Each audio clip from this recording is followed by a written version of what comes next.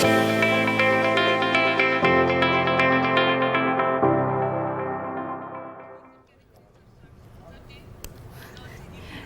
वालेकुम and very good morning. सुबह पाकिस्तान के साथ मैं हूं आपकी मेजबान जरिया बारिफ और मेरे साथ हैं मोहम्मद शुएब। नाज़रीन गुड मॉर्निंग। मौसम बड़ा प्यारा था कल। क्या आपके यहाँ बारिश हुई थी?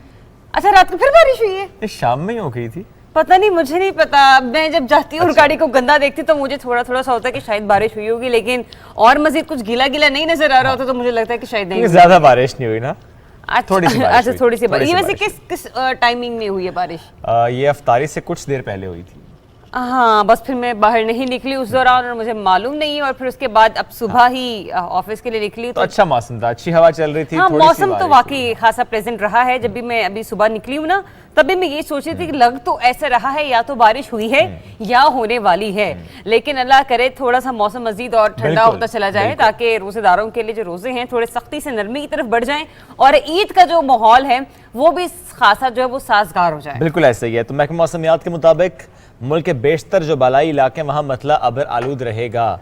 शिमाली बलोचिस्तान, बालाई और वस्ती पंजाब, खैबर पख्तूनख्वा, कश्मीर, गिलगित बल्तिस्तान, यहाँ पर तेज़ हवाओं और आंधी की जो है वो बात की जा रही है। गरज चमक के साथ बारिश का भी इम्कान बताया जा रहा है, जबकि अपर सिंध में भी सिचुएशन कुछ ऐसी है, आंधी वहाँ भी चलेगी, गर्द आलूद वहाँ भी चलेंगी। तो ये जनाब मौसम की सूरत हाल है। जी बिल्कुल। तो मौसम जो है वो खासा बड़ा प्यारा नजर आ रहा है, और सिर्फ हम अगर वफाकी दारुल हुकूमत इस्लामाबाद की बात करें तो वहाँ पर मौसम अच्छा नहीं है, बल्कि इर्द गिर्द अगर हम कई इलाकों की तरफ नजर दौड़ाएं, जैसे कि आपने पहले भी अपडेट किया कि KPK में, कश्मीर में, गिलगित बल्तिस्तान में तेज हवाएं चल रही हैं, आंधी जो है और गरज चमक के साथ वहां पर भी बारिश का इम्कान है। लेकिन जब बात आती है इस्लामाबाद की, तो क्या ख्याल है इस्लामाबाद में बारिश होगी? इंशाअल्लाह इंशाल्लाह। वैसे वाकई में यहाँ पर अगर आपके माइंड में ये आए भी ना कि होनी है कि नहीं होनी है, तो भी तवक्कुल रखें और अल्लाह ताला से दुआएं ढेर ढेर करते रहें कि अल्लाह ताला प्लीज मौसम ठंडा कर दें, मौसम बेहतर कर दें, ताकि हमारे जो रोजे हैं वो बड़े अच्छे से, बड़े ठंडे ठंडे, बड़े मीठे मीठे गुजर जाए। बिल्कुल, रोजे की टाइमिंग्स वो भी शेयर कर लेते हैं। आज इस्लामाबाद में फ़िक़्ह हनफ़ी के मुताबिक 6:47,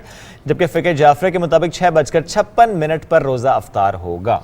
बिल्कुल। और इंतहाई सहर का जिक्र कर लेते हैं जनाब। कल फ़िक़्ह हनफ़ी के मुताबिक इस्लामाबाद में 4:02, जबकि फ़िक़्ह जाफ़रिया के मुताबिक 3:56 पर सहर का वक्त खत्म हो जाएगा। तो आप जो हैं जरा अपनी सहरियां जो हैं जल्दी जल्दी बनाना शुरू कर दें, इससे पहले कि आपकी रोटी तवे पे डली हुई हो और पता चले ओ हो पीछे तो सायरन हो गया है और आप कहीं शिट अब तो हो गया है यहाँ पर रोज़ा लेट। क्योंकि अमूमन मैंने अक्सर ख़वातीन को देखा है, बेचारी बहनें हों, माएँ हों, घर में ख़वातीन जैसे बीवी के रूप में हों, बेटी के रूप में हो, तो अक्सर वो किचन की जिम्मेदारी संभाल रही होती हैं। तो अक्सर औक़ात वो अपनी सहरी जो है ना थोड़ा सा आखिर में करते हैं कि पहले मैं सबको सर्व कर दूँ, सबको दे दूँ, सबके रोज़ा जो है उसका एहतमाम कर लूँ, लास्ट में बाज़ों का जाकर उनकी बारी आती है और फिर उन्हें बहुत तेज़ी तेज़ी में खाना पड़ता है। तो सलाम है ऐसी माओं, बहनों और बेटियों को कि जिनकी वजह से हम लोग, या यूं कह लीजिए कि मैं खुद भी वैसे अब तो अपने लिए खुद बनाती हूँ, लेकिन आपकी बेगम आपके लिए बनाती हैं, ठीक है, आपकी वालदा आज जब आप लोग छोटे होंगे तब आपके लिए बनाया करती होंगी। तो ये एक रिस्पॉन्सिबिलिटी होती है तो जो कि घर की तमाम ख़वातीन मिलकर उठाती हैं। बिल्कुल ऐसा ही है। और ये देखिए जिम्मेदारी निभाते निभाते कई रमज़ान गुजर के, इस रमज़ान की बात करें तो आज 18वां रोज़ा है। और देखिए दूसरा अशरा भी किस तरह से तेजी से गुजर रहा है। अभी याद है हमने अशरा शुरू ही किया था, अशरे मग़फ़िरत की बात, और अब देखिए दूसरा अशरा भी ख़त्म होने को है। अब आखिरी अशरे की अगर हम बात करें, हर किसी की ख्वाहिश ये होती है एतकाफ़ की सादत हासिल करे, अपने रब को राज़ी कर सके, जन्नत में अपना घर पक्का कर सके। तो मस्जिदुल हराम और मस्जिद नबवी, यहाँ पर एतकाफ़ की सादत जो है वो नसीब हो तो कोई पीछे नहीं रहता, सबकी ये कोशिश होती है।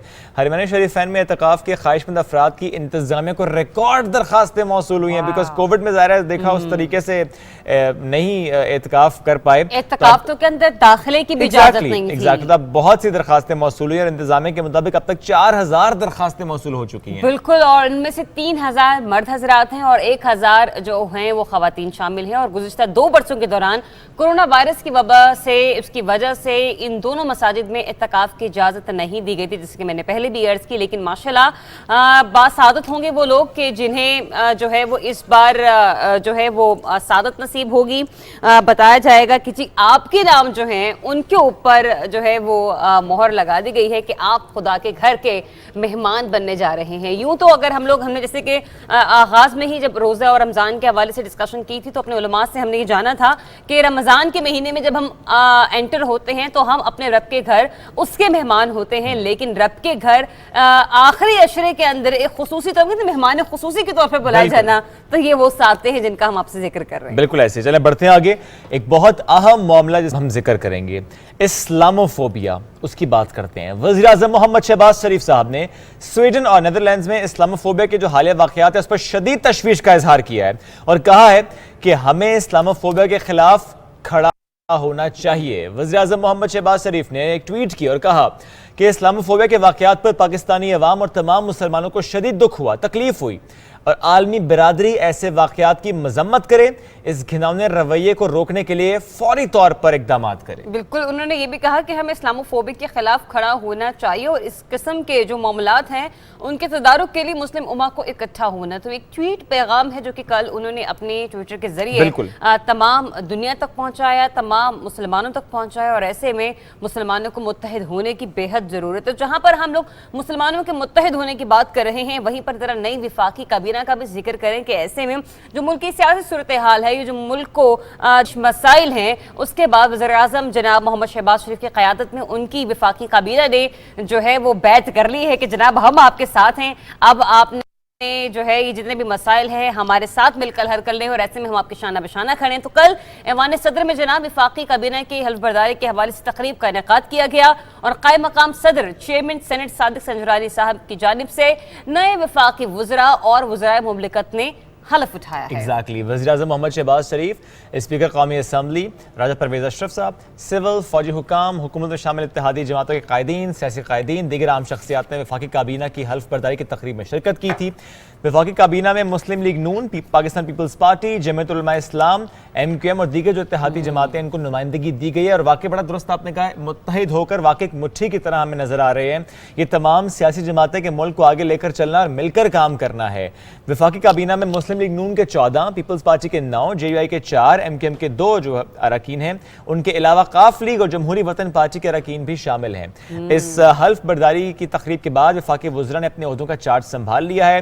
وفاقی وزیر اطلاعات و نشریات مریم اورنگزیب صاحبہ نے اپنے عہدے کا جو چارج سنبھالا، اور اس کے بعد وزارت اطلاعات ان کی آمد پر سیکرٹری اطلاعات شہیرہ شاہد صاحبہ اور وزارت کے جو دیگر افسران ہیں انہوں نے ان کا خیر مقدم کیا۔ بالکل، اور ایسے میں وفاقی وزیر کو وزارت کے امور کے حوالے سے بریفنگ دی گئی اور وزیر اطلاعات مریم اورنگزیب نے کہا کہ حکومت آزاد اظہار رائے پر مکمل یقین رکھتی ہے اور میڈیا ہاؤسز، تنظیموں اور صحافی برادری کی بہبود کے لیے ہر ممکن اقدامات اٹھائیں گے۔ انہوں نے یہ بھی کہا کہ وزارت اطلاعات و نشریات اور میڈیا اداروں کے درمیان روابط کا فروغ ہماری اولین ترجیح ہے، لہٰذا پیکا آرڈیننس 2016 پر تمام سٹیک ہولڈرز نے مشاورت جو ہے ان سے بات کی جائے گی اور ملک کے مثبت تشخص کو اجاگر کرنے کے لیے سوشل میڈیا کو بھی فعال کیا جائے گا۔ اچھا، جب ہم لوگ یہ سٹوری آپ کو سنا رہے تھے نا، تو بڑی خوبصورت جملہ یہاں پہ ہم نے پڑھا جس کو آپ نے سنا، لیکن اس سے بھی مزید ایک اور اچھی بات ہم آپ کو اسی سے ریلیٹڈ آگے یہ بھی بتائیں گے۔ کل جب وفاقی وزیر اطلاعات و نشریات مریم اورنگزیب صاحبہ نے یہاں کا دورہ کیا اور اس کے علاوہ وہ منسٹری آف انفارمیشن بھی گئی، تو وہاں پر جو ہے شہیرہ شاہد صاحبہ نے ان کا استقبال کیا، جو کہ خود ایک خاتون ہیں اور وہ کافی عرصے سے جو ہے وہ سیکٹر انفارمیشن کی ذمہ داریاں بھی سنبھالے ہوئے ہیں، ساتھ ہی ساتھ چیئرپرسن آف BTV بھی رہ چکی ہیں۔ اب ایک طرف تو یہ 2 خواتین ہیں جو کہ ہمیں بماغ دوحل نظر آئیں گی، وزارت اطلاعات و نشریات کا علم سنبھالے، لیکن اس کے علاوہ بھی خواتین کی ایک اور تعداد شامل ہوئی ہے۔ چونکہ ذرا 5 خواتین ہیں جنہوں نے کل حلف اٹھایا ہے وفاقی کابینہ میں، تو خواتین کو با اختیار بنانے کا جو عمل ہے وہ ہم نے دیکھا ہے۔ کل وفاقی وزراء ان کی جو کابینہ کے جو حلف برداری کی تقریب تھی، اس کی بات کریں تو یہ بہادر خواتین شامل ہیں۔ وفاقی وزیر برائے اطلاعات و نشریات مریم اورنگزیب صاحبہ کا ذکر آپ نے کیا، وزیر مملکت ہنا ربانی کھر صاحبہ، وزیر مملکت ڈاکٹر عائشہ غوث پاشا صاحبہ، وفاقی وزیر شازیہ مری صاحبہ، وفاقی وزیر شہری رحمان صاحبہ شامل ہیں۔ اب ان خواتین کی وفاقی کابینہ میں جو اہم وزارتوں میں شمولیت ہے، اس بات کا مظہر ہے کہ پاکستان کو خواتین اس وقت لیڈ کر رہی ہیں۔ بہت سی منسٹریز میں، بہت سے کام میں پاکستان خواتین کو بااختیار بنانے کے راستے پر گامزن ہے۔ مسلم لیگ نون کی نائب صدر مریم نواز شریف نے بھی 5 خواتین کی وفاقی کابینہ میں شمولیت کو خوب سراہا۔ اچھا، ویسے مریم صاحبہ بہت زیادہ ویمن امپاورمنٹ میں کام کرتی ہیں۔ اب انہوں نے ان خواتین وزراء کی تصاویر شیئر کی، ٹویٹ کیا، ایک مبارکباد دی اور کہا کہ نیک تمنائیں ہیں، نیک خواہشات ہیں اور یہی حکومت اور پاکستان کی اصل شناخت ہے۔ انہوں نے کہا کہ یہ ان کا خواب ہے کہ خواتین پاکستان کے ہر شعبے میں سبقت حاصل کریں اور اس کا آغاز اوپر سے کرنا ہے۔ ہیش ٹیگ استعمال کیا اور لکھا کیونکہ ہم پہچان پاکستان کی. تو یہ زبردست جناب. جو 5 خواتین کا ذکر آج ہم کر رہے ہیں, کتنی ان کی محنت رہی ہے, کتنی ان کی لگن رہی ہے. پاکستان کے حوالے سے اگر ہم بات کریں, پاکستان کو آگے لے جانے کے حوالے سے بات کریں, ماضی میں کس طرح سے جو ان کو کام سونپا گیا انہوں نے کس خوش اسلوبی سے وہ مکمل کیا. تو ایک رپورٹ ہم نے تیار کی ہے, آپ کو رپورٹ دکھاتے ہیں. مریم اورنگزیب نے وفاقی وزیر کے عہدے کا حلف اٹھا لیا. ابتدائی تعلیم وفاقی گورنمنٹ کالج اسلام آباد سے حاصل کی. مریم اورنگزیب 2013 کے عام انتخابات میں پنجاب سے خواتین کے لیے مخصوص نشست پر مسلم لیگ نون کی امیدوار کی حیثیت سے رکن قومی اسمبلی منتخب ہوئیں. 2016 میں مریم اورنگزیب رکن قومی اسمبلی اور وزیر اطلاعات کے عہدے پر بھی فائز رہیں. وہ 2 جون 2018 کو مسلم لیگ نون کی ترجمان کے عہدے پر فائز ہوئیں. مریم اورنگزیب 2018 کے عام انتخابات میں پنجاب سے خواتین کے لیے مخصوص نشست پر مسلم لیگ نون کی امیدوار کی حیثیت سے پاکستان کی دوبارہ رکن قومی اسمبلی منتخب ہوئیں. ہنا ربانی کھر نے وزیر مملکت برائے خارجہ امور کا حلف اٹھا لیا. 1999 میں Lahore university of management sciences سے معاشیات میں گریجویشن کیا اور 2001 میں MBA کی سند حاصل کی. انتخابات میں مسلم لیگ کاف کے ٹکٹ پر حصہ لے کر رکن پارلیمان منتخب ہوئیں. 2008 کے انتخابات میں پاکستان پیپلز پارٹی کے ٹکٹ پر مظفر گڑھ کی قومی اسمبلی کی نشست پر کامیابی حاصل کی. وہ پہلی خاتون رکن قومی اسمبلی ہیں جنہوں نے 2009-2010 قومی بجٹ پیش کیا. 2011 میں ہنا ربانی کھر وزیر خارجہ کے عہدے پر بھی فائز رہیں. انہیں پاکستان کی پہلی وزیر خزانہ اور دنیا کی پہلی کم عمر خاتون وزیر خارجہ بھی رہنے کا اعزاز حاصل ہے. موجودہ کابینہ کا حصہ بننے والی شیری رحمان 21 دسمبر 1960 کو کراچی میں پیدا ہوئی. شیری رحمان ایک صحافی اور سیاست دان ہیں. بے نظیر بھٹو کے ساتھ سیاست میں آئیں اور مارچ 2000 سے 2009 تک پاکستان کی وزیر اطلاعات رہیں. شیری رحمان نے 15 مارچ 2018 کو ایوان بالا پاکستان کی پہلی خاتون قائد حزب اختلاف بننے کا اعزاز حاصل کیا اور 26 اگست 2018 تک اسی منصب پر فائز رہیں. شیری رحمان نے صفاتی سطح پر بھی پاکستان کی نمائندگی کی اور 2011 سے 2013 کے دوران امریکہ میں پاکستان کی سفیر کے طور پر خدمات انجام دی. ڈاکٹر عاشیہ غوث پاشا 3 مارچ 1962 کو لاہور میں پیدا ہوئی. ماہر معاشیات اور تعلیمی شخصیت ہیں. کراچی یونیورسٹی سے BA آنرز، MA اکنامکس اور اکنامکس میں ماسٹرز آف اپلائیڈ سائنس کی ڈگریاں حاصل کی. 1991 میں لیڈز یونیورسٹی برطانیہ سے اکنامکس میں PhD کی. عائشہ پاشا 2013 کے عام انتخابات میں خواتین کی مخصوص نشست پر رکن پنجاب اسمبلی منتخب ہوئیں اور وزیر خزانہ کے طور پر فرائض سر انجام دیے. شازیہ مری نے 8 اکتوبر 1972 میں سندھ کے سیاسی گھرانے میں آنکھ کھولی. شازیہ مری نے BA کی ڈگری حاصل کی. شازیہ مری 2002 کے عام انتخابات میں سندھ کی صوبائی اسمبلی کی رکن منتخب ہوئی جبکہ اگست 2018 سے قومی اسمبلی کی رکن ہے. کسی سے پیچھے نہیں اور ایسے میں ہم لوگ نہ صرف استقبال کریں گے بلکہ سب سے پہلے مبارکباد پیش کریں گے. وزیر برائے موسمیاتی تبدیلی شیری رحمان صاحبہ ہمارے ٹیلی فون لائن پہ موجود ہیں. السلام علیکم اینڈ ویری گڈ مارننگ. بہت بہت مبارکباد شیری صاحبہ, کیسی ہیں آپ؟ جی بالکل ٹھیک, آپ بتائیے. الحمدللہ بالکل ٹھیک صاحب. شیری صاحبہ, مریم نواز نے بھی ٹویٹ کی اور اس وقت ہم دیکھ رہے ہیں کہ بہت زیادہ سراہا جا رہا ہے, بالخصوص 5 خواتین کا کیبنٹ میں ہونا. That's how we are leading Pakistan. تھوڑا سا پلیز شیئر کیجیے گا یہ کتنا مثبت ہے خواتین کا اتنا زیادہ امپاور ہونا.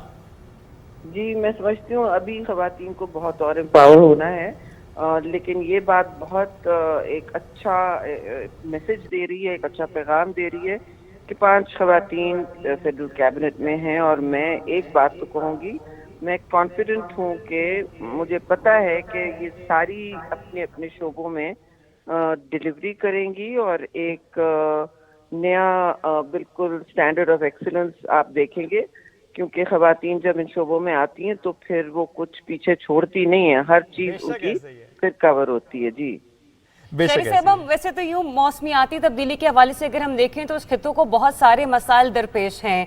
باہر رہتے ہوئے اب تو آپ کیبنٹ کا حصہ ہیں, آپ نے کون کون سے ایسے مسائل کی نشاندہی کی کہ جو آپ سمجھتی ہیں وزارت کا عہدہ سنبھالنے کے فوراً بعد آپ سب سے پہلے ان کے حل کے لیے بیڑا اٹھائیں گی؟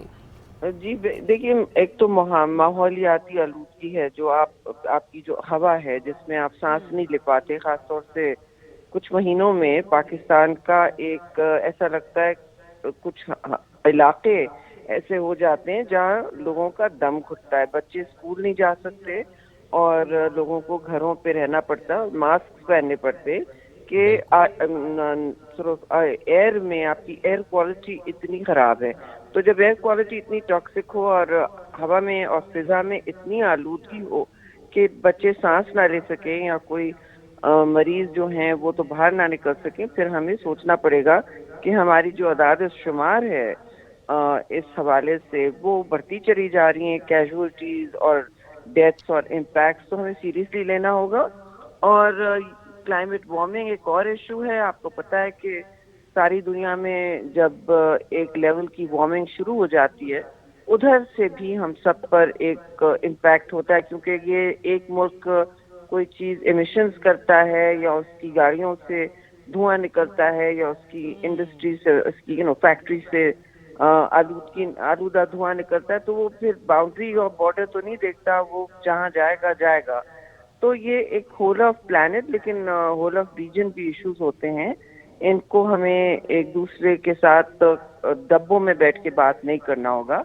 इसकी एक हमेशा खुली डिबेट होती है, इसलिए इतनी सारी कॉन्फ्रेंसेस होती हैं जहाँ डिफरेंट ममालिक आके बात करते हैं। और तीसरी बात मैं कहूँगी कि पानी में पाकिस्तान में पानी की शदीद किल्लत भी है, मतलब थर्ड इम्पैक्टेड मुल्क है दुनिया में, और क्लाइमेट में 5वीं हमारी ग्रेड है, यानी सबसे ज़्यादा जो वल्नरेबल ममालिक हैं पाकिस्तान उनमें से है। तो हमें बहुत मैं समझती हूँ काम भी करना है, लोगों को अवेयर करना है कि ये आप अपने घरों में भी इस तरह एनवायरनमेंट का एक किसी न किसी बचाव कर सकते हैं, चाहे पानी बचाने के हवाले से, चाहे लाइटें बनने, एनर्जी कंजर्व करने की, बहुत सारी चीज़ें हैं और तो ये करने की होती हैं। और ये होल ऑफ नेशन का काम होता है, कम्युनिटीज इन्वॉल्वमेंट करनी पड़ेगी। आपको जैसे पीटीवी है, आपसे कहेंगे हम कि आप एक स्लॉट चलाएं 10 मिनट का, how to save energy, how to conserve water, how to breathe cleaner air, इस तरह की चीज़ें। ये बहुत ज़रूरी है, बड़ी अच्छी सजेशन भी है शारी साहिबा। अब चूंकि आपने कहा वल्नरेबल भी है पाकिस्तान, आपने एयर क्वालिटी का भी जिक्र किया। अब चूंकि जब हम ऐसे टर्म्स का इस्तेमाल करते हैं तो सबसे जो पहला शहर हमारे जहन में आता है शारी साहिबा, वो कराची आता है, एयर क्वालिटी से मुतालिक भी और आलूदगी से मुतालिक भी। तो कराची के सबसे बड़ा शहर है कराची, तो कराची में पहले हम ये देखते आए शारी साहिबा, चूंकि वफाक में चूंकि पीपल्स पार्टी की हुकूमत नहीं थी तो मसाइल रहे फंड से मुतालिक। अब चूंकि ज़ाहिर है कोalition गवर्नमेंट, तो अब हम देखेंगे कि चीजें बहुत बेहतर हो जाएंगी। देखिए, यहाँ पे एयर क्वालिटी मेजरमेंट का इशू है पूरे मुल्क में। ये खैबर पख्तूनख्वा से लेके कराची तक लोग, अभी तो हमारे पास जो आले हैं जिससे वो नापी तोली जाती है, जिसकी असेसमेंट की जाती है, मेजरमेंट की जाती है, आपकी एयर क्वालिटी जो बहुत ज़रूरी है वो है नहीं। तो पहले तो हमें सोचना पड़ेगा कि मुल्क भर में air quality measuring devices, indices आए, ताकि हमें पता तो चले कि ये मुल्क आज हालात यहाँ क्या हैं। लोगों को बाहर देने की इजाज़त, जाने की इजाज़त हो, लोगों को मास्क पहनने की हिदायत हो, या खुली फजा में बस आराम से फिरने की इजाज़त हो। ये हर किस्म की मुअज़्ज़ब और डेवलप माशरों में ये डिस्कशंस होती हैं और ये इंस्ट्रक्शंस भी दी जाती हैं और उनकी वेदर रिपोर्ट के साथ आ जाता है कि आज हमारी एयर क्वालिटी ये है। तो एयर क्वालिटी कुछ बहुत कम इदारे, खुद एक कराची एयर क्वालिटी इंडेक्स है, वो एक अपना सिविल सोसाइटी इदारा है, पर इस तरह हुकूमती इदारों को भी फंक्शन करना होगा और आउटरीच के साथ लोगों को बताना होगा कि आज जी आपके शहर की एयर क्वालिटी ऐसी है, और उसमें फिर डिस्कशन हो सकता है कि क्यों है, ताकि अगर आलूदा है और सांस लेना मुश्किल हो रही है या एक घुटन का समा है तो ये क्यों है, कौन सी फैक्ट्रीज चल रही हैं, कौन सा आपकी गाड़ियों में फ्यूल है, वो यूरो 5 नहीं है, तो फिर जाहिर है आपको प्रॉब्लम होगी, आपका बिल्कुल माहौल और आलूदा होगा। तो इस तरह की चीजें, एक्शंस टू चेंज, एक तो इस पूरे सिचुएशन में एडेप्टेशन, मिटिगेशन होती है, मगर मेजरमेंट भी होती है। आपको ढूंढना पड़ता है कि क्या एक्चुअली हो रहा है और इसकी इम्पैक्ट क्या है। उसके बाद आप फौरन एक्शन लें कि भाई हम ये इकदाम उठाते हैं। लोग इसमें इंटरेस्टेड नहीं होते, समझते हैं कि कोई हमारा आगे के मुस्तकबिल में जाके कोई मसले मसाइल होंगे, मगर मैं सबसे ये कहना चाहती हूँ आपके तबस्सुत से कि ये मसले मसाइल आज हैं, हमारी अपनी नस्लों के लिए है और हमारे बच्चों की रोशन मुस्तकबिल के लिए, कि वो ऐसी सुबह में ना उठें जो बाहर आसमान ऐसा हो कि वो बिल्कुल आलूदा हो और दाग उजाला को देखेंगे।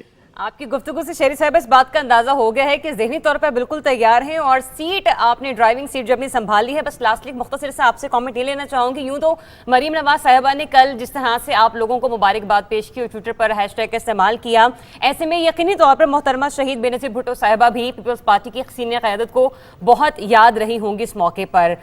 اس بارے میں ایک چھوٹا سا کامنٹ, پولیٹیکل لیگیسی کو جس طرح سے آپ 3 خواتین لے کر چلیں گے, اس بارے میں ایک چھوٹا سا کامنٹ لینا چاہوں گی آپ سے. محترمہ شہید تو ایک ان میں سے تھیں لیڈروں میں سے جو نیچرل کنزرویٹر تھی. میں اس سبجیکٹ سے لنک کرتی ہوں. وہ نیچرل ایک کنزرویٹر ہوتا ہے انسان, اور عورتیں خاص طور سے. تو عورتوں کو جو سراہا گیا میں سمجھتی ہوں وہ صحیح ہے. ہم پورے پلانٹ کی اور اپنے گھروں سے لے کے پلانٹ کی وسائل کو کنزرو کرنے کی, بچانے کی کوشش کرتے ہیں, بجائے اس کے کہ اس طرح خرچ ہوں کہ وہ پھر ہمارے پاس واپس نہ آ سکے کسی طرح میں, تو رینیوبل نہ ہو. تو یہ اس میں محترمہ شہید کا بہت بڑا انٹرسٹ ہوتا تھا. وہ ہمیشہ رات کو پیم ہاؤس میں بھی لائٹیں بند کرتے جاتی تھی خود کہ جی انرجی سیو کریں. اس طرح کی ان کی ایک پروڈنٹ کنزرویٹو پرسنالٹی تھی. اور وہ ہمیشہ خواتین, اگر 5 آئی ہیں خواتین کابینہ میں, تو انہوں نے تو جشن منانا ہوتا تھا اور سب کو بہت زیادہ انکریج کرنا اور یہ اندیا دینا کہ آپ یہ پیچھے نہ ہٹیں. آپ کے سامنے کوئی بھی چیلنج جو ہو آپ اس سے ڈرے نہ, اس کو ٹھیک سے پرکھیں اور پھر آگے بڑھیں اور اس کو اپنے پیچھے اس چیلنج کو آپ ختم کر دیں, یعنی آپ آگے بڑھ جائیں. یہ ہو سکتا ہے, یو کین ڈو اٹ. ان کی یہ ہمیشہ ایڈوائس ہوتی تھی. بالکل ٹھیک ہے شہید صاحبہ, یہ تو ہم نے وومن امپاورمنٹ سے متعلق بات کی, آپ کے منسٹر سے متعلق بات کی. بس ایک چھوٹا سا کامنٹ دوسرے معاملے پر لینا چاہ رہا تھا میں آپ سے, because you are part of cabinet now, اور آپ اس سے پہلے یہ کہہ بھی چکی ہیں. میں پاکستان تحریک انصاف کے حالیہ بیانیے سے متعلق آپ کے کامنٹ کی بات کروں, جس میں آپ نے سیکورٹی رسک بھی قرار دیا. آپ نے کہا کہ جو بیانیہ ہے ملک کے خلاف آرٹیکل 6 کے تحت کارروائی ہونی چاہیے. چونکہ آپ کا کیبنٹ کا حصہ جو پہلی کیبنٹ میٹنگ ہوگی, کیا یہ معاملات ڈسکس ہوں گے کہ اس وقت پاکستان تحریک انصاف جس بیانیے کے ساتھ چل رہی ہے وہ ملک کے حق میں نہیں ہے؟ دیکھیے, ہر قسم کی کیبنٹس ہوتی ہیں اور سب کا اپنا اپنا رجحان ہوتا ہے ہر پرائم منسٹر کا. کچھ کیبنٹس بالکل بائی دا بک چلتی ہیں, یعنی ان کے جو ایجنڈا ہے اور وہ جو ڈپارٹمنٹس ہیں, منسٹریز ہیں, ان کی استدعا, ان پر فیصلے کرنا, ان کو پالیسی ڈائریکشن دینا, ان کا انسٹیٹیوشنل فریم ورک طے کرنا زیادہ تر یہ ہوتا ہے, یا کوئی رسپانس ٹو اکنامک کرائسس, اس طرح کی باتیں ہوتی ہیں. کابینہ ایک انسٹیٹیوشنل فریم ورک منسٹریز کا ہوتا ہے جس میں فیصلے کیے جاتے ہیں مشترکہ.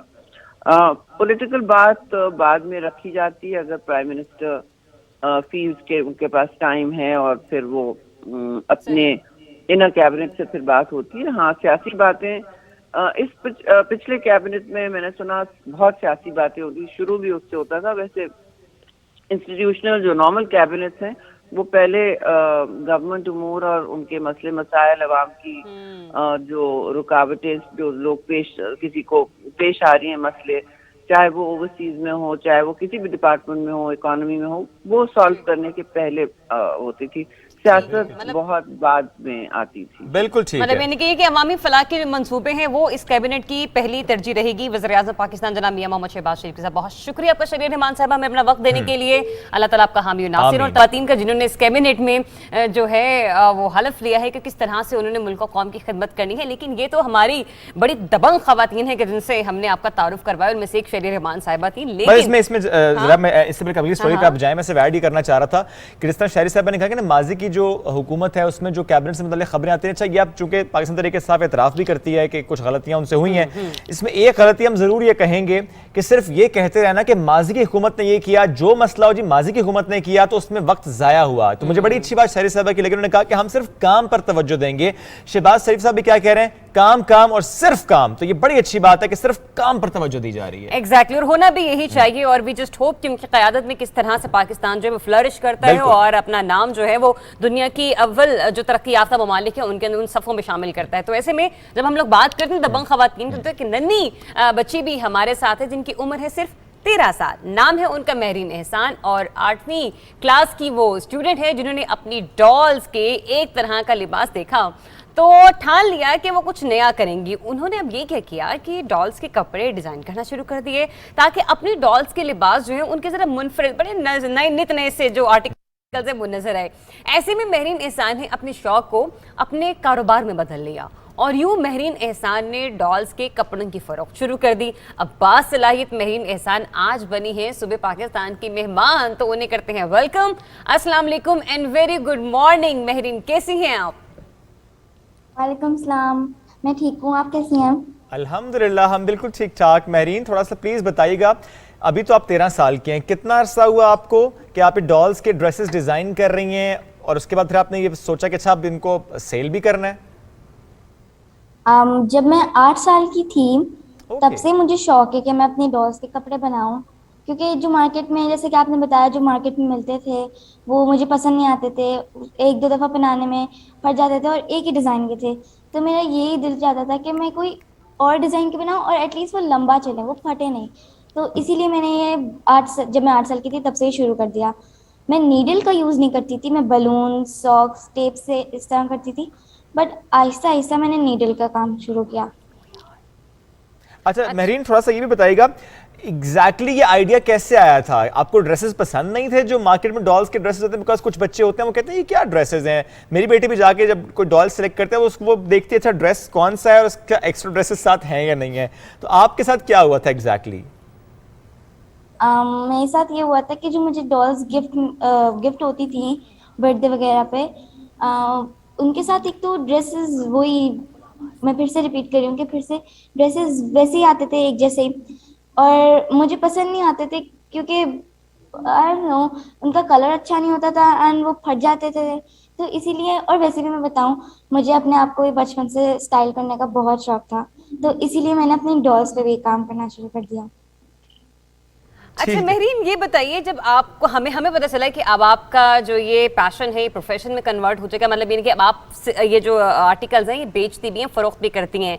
अगर मुझे ये शोएब भाई को एक बारबी डॉल का ड्रेस लेना हो, उन्होंने मिरहा के लिए लेना हो, तो कितने में मिलेगा? पर ड्रेस 450 रुपीज का होता है। यानी उसमें साइज का मसला नहीं है, ड्रेस जो मर्जी हो, डॉल बड़ी हो, छोटी हो, मोटी हो या पतली हो? नहीं, मेरा एक स्टैंडर्ड साइज होता है बारबी डॉल वाला, और अच्छा, वो ड्रेस आपको पता ही नहीं है? नहीं पता मुझे है, लेकिन डॉल भी तो बड़ी हो सकती है नजरिया आप। वो कह रही स्टैंडर्ड साइज होता है, फिर बारबी नहीं रहेगी। अच्छा तो ये तो आपने 450 बता दिया बारबी, इसके अलावा जो दूसरे कैरेक्टर्स हैं उनके हवाले से बता दें कि सबसे सस्ता वाला कितने का है और किस कैरेक्टर का है? हम सारे ड्रेसेस, चाहे वो क्या कहते हैं गाउन्स हों या किसी भी तरह के हों, वेस्टर्न हो, ईस्टर्न हो, सारे मेरे ड्रेसेस 450 के ही होता है। ओके, और क्या कोई ऐसा भी होता है जिस तरह हम बाकी ब्रांड्स का देखते हैं, ये समर फेस्टिव कलेक्शन है, ये विंटर कलेक्शन है, ये विंटर प्लस कलेक्शन है, तो क्या आपकी तरफ भी ऐसा होता है? जी। अच्छा वाकई? तो वो कौन कौन सी कलेक्शंस होती हैं फिर? जब विंटर आती हैं तो मैं उसके हिसाब से स्वेटर्स, जीन्स वगैरह बनाती हूँ, और जब समर आते हैं तो फिर मैं उसके हिसाब से कपड़े बनाती हूँ। इसका मतलब ये हुआ कि अब ईद आने वाली है तो कोई ईद की कलेक्शन भी आपने निकाल दी है? जी। जबरदस्त। और ईद की ड्रेसेस भी क्या 450 में अवेलेबल होंगे? ईद का नहीं होता, लोगों को ज़्यादातर ईस्टर्न कपड़े पसंद आते हैं, जैसे घरारे, शलवार कमीज, तो वो ज़्यादातर उन्हीं की डिमांड करते हैं, तो हर ड्रेस 450 का ही होता है। इस वक्त कोई ड्रेसेस आपके पास रखे हुए हैं जो आप हमें दिखा सकें? जी, दिखाएं ना दिखाइएगा प्लीज। जरा प्लीज। चलें फुल स्क्रीन करें जी। जैसे कि ये वाला है शलवार कमीज। ओके, शलवार कमीज। ओके, और ऑरेंज एंड व्हाइट का कॉम्बिनेशन है भाई, ये बड़ा प्यारा और भी combination दिखाएं है। महरीन, और भी दिखाइएगा दिखाएं। महरीन। अच्छा, और एक ये मैंने गाउन बनाया। ये ब्लैक कलर की एक मैक्सी है, फिटेड मैक्सी है, मैं अगर गलत नहीं, यही है? हाँ बिल्कुल, एक फिटेड मैक्सी है, ये भी बड़ा और प्यारा दिखाएं कॉस्ट्यूम महरीन। है। और ये मैंने एक सेलिब्रिटी का लुक कॉपी किया था, ओके, अच्छा, सबूर अली। ओह हाउ नाइस, ये बहुत खूबसूरत है। ये व्हाइट कलर में एक स्कर्ट टाइप एक ये Pants है। ड्रेस है, क्या है? पैंट्स है? जी। अच्छा ठीक है, मुझे क्योंकि वो नीचे टिकट चल रहे तो मुझे इतना नजर नहीं अच्छा आया, लेकिन ये बचपन बड़ा में हम प्यारा बड़ा सुनते एलिगेंट है। थे मैरीन, बचपन में हम तो ये सुनते थे कि गुड्डा और गुड्डी की शादी और उनके फिर कपड़े, तो अब लगता है कि इन एक्चुअल ये बच्चे अगर प्लान करें तो वो आपसे कांटेक्ट करेंगे और आप उनको ज़ाहिर है ये सारे जो ड्रेसेस हैं वो दे देंगी। अच्छा इसके अलावा मुझे बताएं कि ये तो कुछ कैरेक्टर्स आपने शेयर किए, और कैरेक्टर्स कौन कौन से हैं? और ये मैंने एक्चुअली एक ब्लेजर लुक बनाया था। for spring. सही। تو اچھا تو یہ تو کریکٹرز ہو گئے کچھ. اب مجھے بتائیں کہ باربی کا جو مین ورژن کین ہے کیا اس کے بھی بناتی ہیں آپ؟ کیا چیز؟ باربی کا جو مین ورژن ہے کین ڈال اس کا بھی ڈریس بنایا؟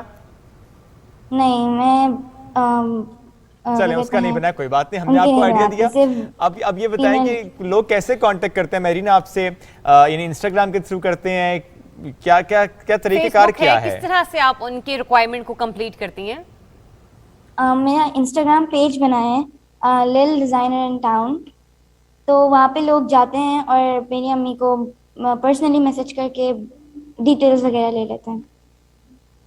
ٹھیک ہے مہرین, بہت شکریہ. اینڈ وی جسٹ ہوپ کہ آپ خود بھی عید پہ بڑے پیارے پیارے بڑے مزے کے کپڑے پہنیں گے, اور آپ کے پاس جتنے بھی باربی ڈالز ہیں وی جسٹ ہوپ کہ وہ بھی عید پہ کچھ اچھا اور کچھ نیا پہننے جا رہی ہیں. تو جس نے بھی اپنی باربی ڈال کے لیے بڑے پیارے سے کپڑے خریدنے ہیں وہ مہرین احسان سے کانٹیکٹ کر سکتے ہیں صرف 450 روپے میں. ایگزیکٹلی. چلیں ایک چھوٹی سی بریک کی طرف بڑھیں ناظرین, بریک سے واپس آتے ہیں تو بات ہم کریں گے رمضان اور اورل ہائیجین, دی کنیکشن, اس پر بات بریک کے بعد.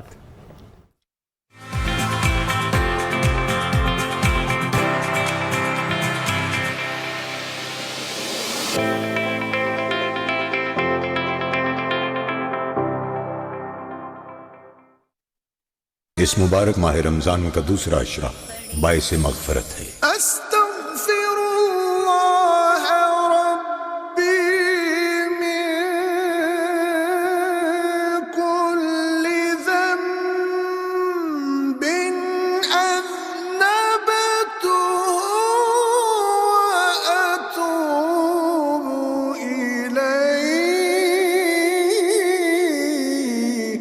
اے اللہ میرے گناہوں کو بخش دے اور میری توبہ قبول فرما. جدھر وہ عالی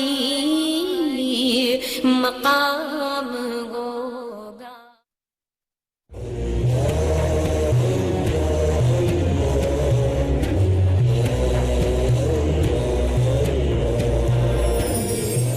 ارشاد باری تعالی, بے شک اللہ تمہیں عدل, احسان اور قرابت داروں کو عطا کرنے کا حکم دیتا ہے, اور فحاشی, ناپسندیدہ کاموں اور بغاوت سے منع کرتا ہے.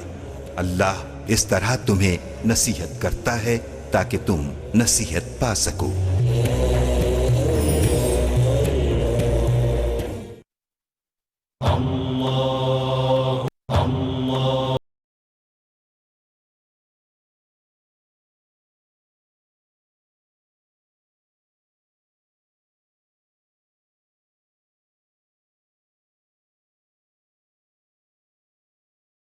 اللہ صلی اللہ علیہ وسلم نے فرمایا,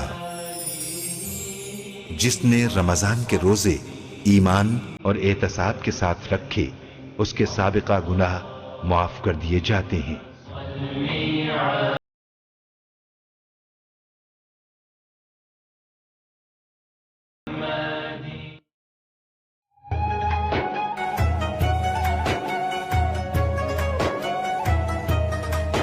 رمضان پاکستان, رمضان پاکستان.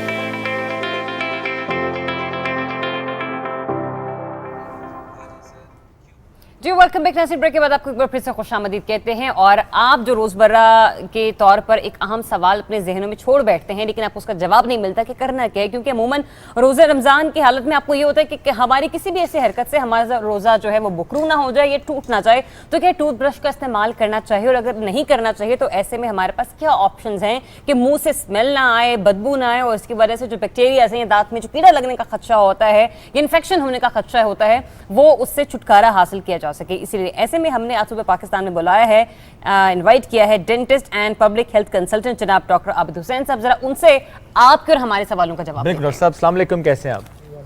الحمدللہ, آپ سنائیں. الحمدللہ بالکل ٹھیک. ڈاکٹر صاحب جنرل روٹین میں تو کہا جاتا ہے کہ اچھا صبح سے زیادہ امپورٹنٹ ہوتا ہے کہ آپ بیڈ ٹائم کا جو ٹوتھ برش ہے وہ لازمی کریں, اس سے آپ بیکٹیریل گروتھ نہیں ہوتی, اسمیل نہیں آتی. اب یہ سحری اور افطار ٹائمنگ ذرا ایسے ہو گئے ہیں کہ ذرا افطاری کے بعد سونے سے پہلے چلو کر لیا برش, اب سحری تو ہم تب تک کر رہے ہوتے جب تک اذان نہ ہو جائے, تو ایسے میں برش تو رہ گیا. تو یہ سب سے بڑی غلطی ہے کہ جو سحری کے بعد برش نہیں ہو رہا. سحری کے بعد برش ہو سکتا ہے, ہائیجین آپ مینٹین رکھ سکتے ہیں, اس میں ایسا کوئی ایشو نہیں ہے. اچھا. اور دوسرا, اگر ہم سوالو نہ کریں کوئی بھی چیز, اگر ہم ٹوتھ پیسٹ ہم نے لیا یا ہم نے بہت ماؤتھ واش کر رہے ہیں, یا ایون کہ ہم رنس بھی کر رہے ہیں, اگر اس کو ہم سوالو نہ کریں تو کوئی ایسا ایشو نہیں ہے جس سے آپ کا روزہ خراب ہو. اچھا, مطلب یہ نہیں کہ یہ کہ روزے کی حالت میں اگر میرے منہ سے بدبو آتی ہے یا کچھ بھی ایسا پرابلم ہے تو وہ جو آپ کے پاس گاگلز کے لیے وہ لیکوڈ آتا ہے آپ اسے بھی آرام سے استعمال کر سکتے بغیر اس کو یہاں پہ لے کے جائے. ڈیفینیٹلی جو چیز بھی آپ سوالو کریں گی, جو بھی چیز آپ کے اسٹمک میں جائے گی, اس سے آپ کا روزہ خراب ہوگا. اور جو بیسک پرابلم ہوتا ہے منہ میں اسمیل آنے کا, اس پہ ہم بات کر سکتے ہیں کہ وہ کس وجہ سے آتی ہے, اس کو کیسے ریکٹیفائی کیا جاتا ہے. بالکل بتائیے آپ ہمیں اس بارے میں بھی کہ جو اسمیل کا ہے, میں نے کہ بعض اوقات لوگ یہ ہوتے ہیں کہ پیاز کا استعمال زیادہ کر لیتے ہیں, لہسن کا استعمال کھانوں میں زیادہ کر لیتے ہیں, تو اس کی وجہ سے بھی یہ جو ہمارے پاس پورا ایک دورانیہ ہوتا ہے تو اس میں وہ اسمیل جو ہے وہ پروڈیوس ہو جاتی ہے. دیکھیں جو بیڈ بریتھ ہوتی ہے نا وہ ڈفرینٹ ٹائپس کی ہوتی ہے. ہم فوکس کرتے ہیں جو اس وقت ریلیٹڈ ہے صرف ڈینٹل ہائیجین کے ساتھ, اورل جو ہے کیویٹیز کے ساتھ. اس کے علاوہ اور بھی ملٹیپل پرابلمس ہیں بیڈ بریتھ کے, ہم اس پہ ڈسکس نہیں کریں گے. ڈیفینیٹلی اسموکنگ کر لیں گے کیونکہ اسموکنگ جو ہے وہ افیکٹ کرتی ہے اورل ہائیجین کو کافی زیادہ. تو اس میں جو بھی فیکٹرز ہیں, سب سے جو مین فیکٹر ہے وہ ہے اورل ہائیجین کا.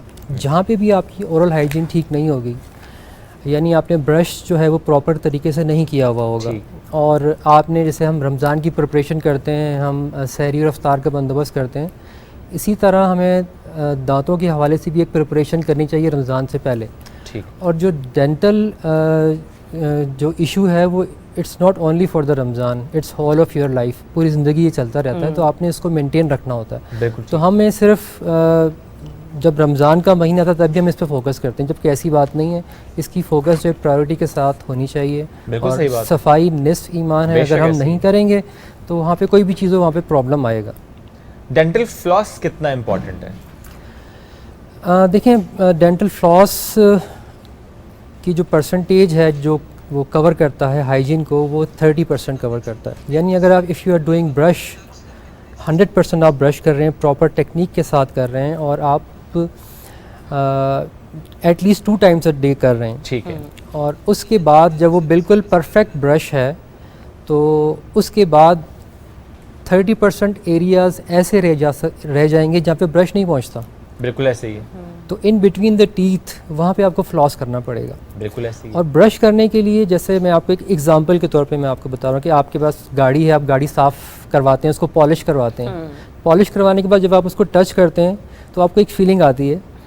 جب بھی آپ برش کریں, برش کرنے کے بعد اگر آپ کو وہ فیلنگ نہیں آ رہی, it means there is some problem اور آپ نے برش نہیں کیا ہوا. بالکل ٹھیک ہے, یہ ایگزامپل کے طور پہ بات کی. اچھا, کچھ لوگ یہ بھی دیکھتے ہیں کرتے ہیں کہ جب برش کرتے ہیں نا اس کے باوجود وہ انگلی سے اپنے دانتوں کو جو ہے نا وہ تھوڑا سا کرتے ہیں, لائک چیک کرنا ہوتا ہے یا پھر اس کو نیٹ کرنا ہوتا ہے.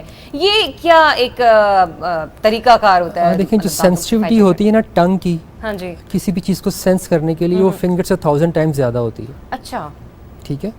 تو جو لوگ فنگر یوز کرتے ہیں, فنگر کی اسٹرکچر اس کا شیپ اس طرح ہے کہ وہ ایمبریجرز کے اندر جو ان بٹوین جو شیپس ہوتا ہے دانت کے اس کے درمیان میں وہ نہیں جاتے, صرف اسموتھ سرفیس پہ وہ جا سکتی ہے نارملی. دوسرا یہ طریقہ ہوتا ہے کہ جب بھی آپ برش کر لیں اس کے بعد کلین کلوتھ کے ساتھ you can wipe little bit gently. اگر آپ نے زیادہ فورسفل کیا تو وہ گم آپ کا انجرڈ ہو سکتا ہے. اچھا, کپڑے کے ساتھ صاف کریں, کلین کلوتھ کے ساتھ کر لیں, ٹیشو کے ساتھ کر رہے ہیں, تو اس سے آپ کو ایک فیلنگ آئے کہ ایک دم سے دانت جو ہے وہ کلین ہو گیا. ٹھیک ہے. اچھا, میں وہ فلاس پہ اس لیے آپ سے زیادہ پوچھنا چاہ رہا تھا کیونکہ ظاہر ہے نارمل اگر آپ کوئی کچھ ہوتے ہیں سر وہ کہتے ہیں کہ نہیں ہم نے روزے کی حالت میں برش نہیں کرنا, ٹوتھ پیسٹ ظاہر اس میں فلیورز ہیں نہیں کرنا, صرف مسواک کر لینا یا کلی کر لینا. تو ایسے میں فلاس وغیرہ کیا جا سکتا ہے, بکاز ظاہر وہ تو آپ نے صرف صفائی کرنی ہے اس کی. تو اس لیے میں آپ نے کہا 30% ایریاز ایسے ہوتے ہیں جہاں پر کوئی نہ کوئی پارٹیکل ہوتا ہے, ٹریپ ہوتا ہے, وہ برش سے نہیں نکلتا. تو اس لیے میں نے کہا کہ میں آپ سے فلاسنگ کا پوچھوں گا کتنا امپورٹنٹ ہے. جنرلی بھی فلاسنگ سر کتنا امپورٹنٹ ہے؟ آپ نے 2 times کہا ہے if I am not wrong کہ کرنا چاہیے, ایٹ لیسٹ اے ڈے کر لیں فلاس, 2 times کر لیں تو کوئی ایسا اس میں ایشو نہیں ہے. مگر فلاسنگ بہت ضروری ہے, بہت ضروری ہے. اس کی وجہ یہ ہے کہ جو ان بٹوین جہاں پہ فوڈ اسٹیگنیشن ہوتی ہے وہاں سے جو ڈسٹینس ہوتا ہے پلپ کیویٹی کا جو جہاں پہ دانت کی نرو ہوتی ہے اس کی پروکسیمیٹی بہت بہت کلوز قریب ہوتی ہوتا ہے. یس. اور وہ کیونکہ نظر نہیں آ رہا ہوتا, آپ کا فوکس بھی نہیں ہوتا, اور وہ آپ کو اس وقت پتہ لگتا ہے کھاتے ہوئے ایک دم سے دانت آپ فیل کرتے ہیں کہ کچھ فریکچر ہوا ہے. تو وہ اسی وجہ سے ہوتا ہے کہ دانت پہلے انڈرمائن ہو جاتا ہے, بالکل ٹھیک ہے. اور جب اوپر سے فورس پڑتی ہے تو وہ فریکچر کر جاتا ہے, اور پھر وہ جلدی سے روٹ کینال کی طرف چلا جاتا ہے اور باقی ایشوز یہ ہو تو جاتے ہیں. بالکل ایک اثر ایکسٹریم ہو گیا نا روٹ کنال والا معاملہ. تھوڑا سا اس سے پہلے کا معاملہ سمجھائیں کہ کوئی اگر فوڈ پارٹیکل آپ کے دانت پہ یا ان بٹوین وہ رہ گیا ہے تو وہ کتنا وقت لگتا ہے جب وہ خراب کرنا شروع کرتا ہے, جب وہ کیوٹی ڈیولپ کرنا شروع کرتا ہے؟ دیکھیں جو جس کو ہم کہتے ہیں نا بیڈ بریتھ, یہ ایک انڈیکیشن ہے, یہ ایک الارم ہے کہ some thing is going on. ٹھیک ہے. فار ایگزامپل ایک فوڈ الارم ہے, ہاں ایک فوڈ آپ لے لیں, اس کو کسی کنٹینر میں بند کر کے ویسے ہی رکھ دیں کسی جگہ کے اوپر, اور آفٹر فیو آورس کے بعد آپ کھولیں گے تو آپ کو اس میں اسمیل آئے گی. ٹھیک ہے, اس لیے دانت کے اورل کیویٹی کے اندر تقریباً لاکھوں قسم کے بیکٹیریاز ہوتے ہیں وہاں پہ, ان کی تعداد بہت زیادہ ہوتی ہے, اور ان کا کام ہی یہی ہوتا ہے کہ وہ دانت جتنے بھی جو فوڈ پارٹیکلز آئیں, ایسی چیز جس کے اندر گلوکوز ہے, شوگر ہے, تو وہ اس کو ڈائجسٹ کر کے ایسڈ پروڈیوس کرتے ہیں. ایک تو جو فوڈ ہے وہ گل سڑ جائے گا, اس کی اسمیل آئے گی, پھر اس کے بعد اس ایسڈ ہے, ہاں جو فوڈ جب آپ کہیں کہ ڈیکمپوز ہو جائے گا تو اس کی اسمیل آئے گی, اور جہاں پہ شوگر ہوگی وہاں پہ بیکٹیریا جب اس کو یوٹیلائز کرے گا تو وہ ایسڈ پروڈیوس کرے گا, اور وہ ایسڈ جب کانٹیکٹ کے ساتھ آئے گا دانت کے ساتھ تو دانت کو خراب کرے گا, کیوٹی, کیونکہ وہ ایسڈ ہے اور دانت ہے منرل, تو وہ دانت کو ڈیزالو کر دے گا اور پھر وہ کیوٹی بن جائے گی. سر یہ تو ہم نے اورل کیوٹی کے حوالے سے, اورل ہائیجین کے حوالے سے بات کی, جو آپ نے ہمیں کچھ ٹپس دی بھی ہیں اور بتائی بھی ہیں, لیکن رمضان میں ڈیفینیٹلی ہمیں پتہ نہیں ہوتا, ہم بہت کچھ کھا رہے ہوتے ہیں سحری کے اوقات کار میں بھی, اور پھر اس کے علاوہ افطار کے وقت بھی, اور افطار کے بعد آپ کو پتہ تھوڑا سا دوران یہ رہ جاتا ہے کہ جب آپ کی سحری ہو جاتی ہے, تو اس طرح کے کون سے کھانے ہیں کہ جن کے بعد ایک مینڈیٹری ہو جاتا ہے کہ آپ نے تو برش کرنا ہی کرنا ہے, مطلب یعنی کہ یہاں پہ تھوڑی سی احتیاط کر لیں اب آپ؟ ہاں میرا یہ خیال ہے کہ آپ کو برش کرنا ہی کرنا ہے, آپ کچھ کھائیں یا نہ کھائیں, ٹھیک ہے, وہ ضروری ہے. ادروائز آپ کچھ بھی نہیں کھا رہے, فار ایگزامپل آپ کی ڈائٹ ایسی, آپ صرف لکوڈ لے رہے ہیں, آپ کی جو سسٹم اور میکینزم ہے باڈی کے اندر وہ ایسا ہے کہ ایک لیئر بن جاتی ہے جس کو ہم پلیک کہتے ہیں. پلیک, ٹھیک ہے, دانت کے اوپر ایک لیئر بن جاتی ہے. بالکل ٹھیک ہے. تو وہ اگر آپ کلین نہیں کریں گے تو وہ آل شیلڈ آف بیکٹیریا, تو اس لیے آپ کو برش کرنا ہی کرنا ہے. دیر از نو ایکسیپشنز, اور کوئی رعایت نہیں ہے, کوئی رعایت نہیں. اگر اور میں یہ کہتا ہوں اپنے پیشنٹ سے کہ آپ ان دانتوں میں برش کریں جن کو آپ چاہتے ہیں کہ وہ آپ کی زندگی پر ساتھ رہیں, جو فالتو دانتیں برش نہ کریں. فالتو دانت تو کوئی بھی نہیں ہے. اور دوسرا نارملی ہوتا یہ ہے کہ جب ہم برش کرتے ہیں تو لاسٹ جو ٹوتھ ہے جس کو ہم وزڈم ٹوتھ کہتے ہیں, جب وہ ارپٹ کرتا ہے تو اس کی, کیونکہ لاسٹ میں ارپٹ کرتا ہے 18 ایئرس کے بعد, تو سم ٹائمز جا کے اندر اسپیس اتنی نہیں ہوتی کہ وہ پورا نکل سکے, تو نہیں نکلتا, یعنی اس کا پورا پارٹ نہیں نکلتا, وہ ایک طرح سے پھنسا ہوا ہوتا ہے. اور آپ کی ہائیجین بھی جب ٹھیک نہیں ہے, اور جیسے کسی کی فیملی کے اندر کچھ بچے ایسے ہوتے ہیں جو ذرا سلو ہوتے ہیں, پیرنٹس کو جو وہ جتنا فوکس کرتے ہیں ان بچوں پہ زیادہ فوکس کرتے ہیں ایز کمپیئر ٹو نارمل بچے. تو اس طرح کے دانت جو تھوڑے سے ٹیڑھے ہیں یا پھنسے ہوئے ہیں یا ان کے اندر پرابلم ہے, ان کو زیادہ فوکس کرنا چاہیے, وہ زیادہ ٹائم مانگتے ہیں. اوکے, کیونکہ جتنے بھی اگر دانت اسٹریٹ ہے کلین کرنا اس کو آسان ہے, بڑا آسان ہے, تو مشکل ہو جائے گا. تو جہاں پہ پھر آپ کو ایسی سچویشن ہے کہ جہاں پہ پرابلمز ہیں تو وہاں پہ آپ کو ڈفرینٹ میجرز کرنا پڑے گا, ایکسٹرا آپ کو ایفرٹس کرنی پڑیں گے. بالکل ٹھیک ہے, ذرا ضرورت ہے اس کی. اب تھوڑا سا سر یہ بھی بتائے گا کہ جب دانت زیادہ خراب ہو جائیں, یعنی دانت اتنے گندے ہو گئے کہ آپ کو ڈاکٹر کے پاس جانا ہے, اسکیلنگ کروانی ہے, ایسے میں کچھ لوگ یہ کہتے ہیں کہ اسکیلنگ نہ کروائی جائے کہ دانت ہل جاتے ہیں, کہ اتنا وہ زور لگتا ہے ان پہ, تو اسکیلنگ کا تھوڑا سا بتائے گا کہ کتنے عرصے بعد کرائی جا سکتی ہے؟ دیکھیں میں تو ریکمینڈ کرتا ہوں آفٹر 6 month چیک اپ, ٹھیک ہے, اور if needed you can do the scaling, and اس کو اسکیلنگ کہتے ہیں, صفائی ہم دانتوں کی کہتے ہیں جو پروفیشنلی کی جاتی ہے. تو once a year scaling is fine, it's recommended. Once year is a fine provided کہ آپ ہائیجین صحیح طرح مینٹین رکھتے ہیں. اگر آپ مینٹین نہیں رکھتے, آپ نے سارا ہائیجین جو ہے وہ ڈاکٹر یا ڈینٹسٹ کے ذمہ ڈالا ہوا ہے, پھر مسئلہ ہے. ہاں, یا تو ڈینٹسٹ کو اپنے ساتھ رکھ لیں ہمیشہ, وہ برش کر دیا کرے, وہی برش کر دیا کرے, یا کوئی ایک بندہ آپ ہائر کر لیں جو برش کر دیا کرے. So that's not possible. تو یہ آپ کو خود ہی مینٹین رکھنی پڑے گی ہائیجین, خود مینٹین کرنی ہے اور پورے سال ہی مینٹین کرنی ہے. Thank you sir, thank you very much. وقت کی قلت, ایک چھوٹی سی بریک کی طرف بڑھنا ہے ہمیں, نیوز بریک, واپس آتے ہیں, ساتھ رہیے.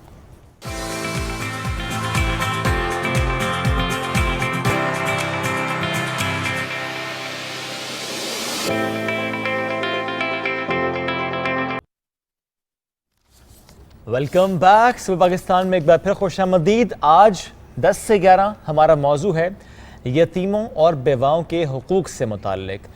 آج ہم یتیموں اور بیواؤں کے حقوق کے حوالے سے بات کریں گے, اور یتیموں کی جب بات کریں, بیواؤں کی بات کریں یا ضرورت مند کی بات کریں, ان کے حقوق کا خیال رکھنا, کہنا یہ چاہیے کہ ہر وقت رکھنا چاہیے. رمضان المبارک کے مہینے میں خاص طور پر اس کا زیادہ اہتمام کرنا چاہیے, چونکہ اس مبارک مہینے میں ہر نیکی کا ثواب خوب بڑھا کر دیا جاتا ہے. اور یہ مہینہ انسان کے اندر دوسروں کا احساس پیدا کرتا ہے کہ جب انسان خود بھوک اور پیاس کو برداشت کرتا ہے تو اسے دوسروں کا بھی احساس ہونے لگتا ہے, اور رمضان کا ایک بڑا مقصد یہ ہے.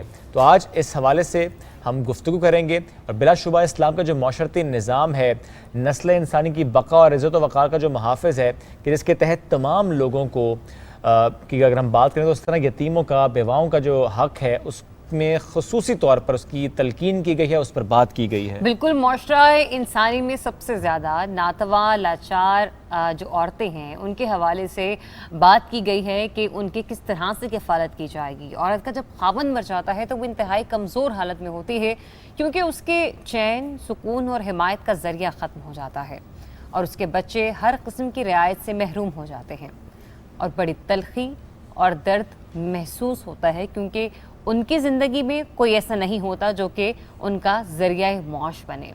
اس طرح سے ہم یہ بھی دیکھتے ہیں کہ بے بس اور بے کس شاید ہی کوئی اور ہو, جو کہ ہم دیکھتے ہیں کہ یتیموں کی صورت میں ہمیں نظر آتا ہے اور بیواؤں کی صورت میں ہمیں نظر آتا ہے. بے شک ایسا ہی. تو آج اس اہم موضوع پر گفتگو کرنے کے لیے پروگرام میں ہمارے ساتھ موجود ہیں تو مذہبی اسکالرز. مولانا لیاقت علی اوان صاحب, السلام علیکم سر, آپ کو ویلکم کریں گے. آپ کے ساتھ تشریف فرمائے صاحبزادہ سید غفور گیلانی صاحب, السلام علیکم سر. اور محمد جانزیب عباس صاحب نعت خواں آج ہمارے ساتھ اس محفل میں موجود ہیں, اور ہم کوشش کرتے ہیں کہ سب سے پہلے ان کی طرف چلتے ہیں. کس کلام کا انتخاب آج انہوں نے کیا, انہیں سے سنتے ہیں.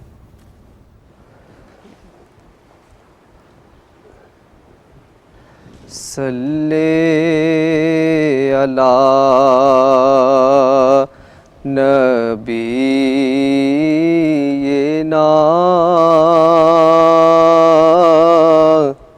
صلی علی محمد صلی علی شفیعنا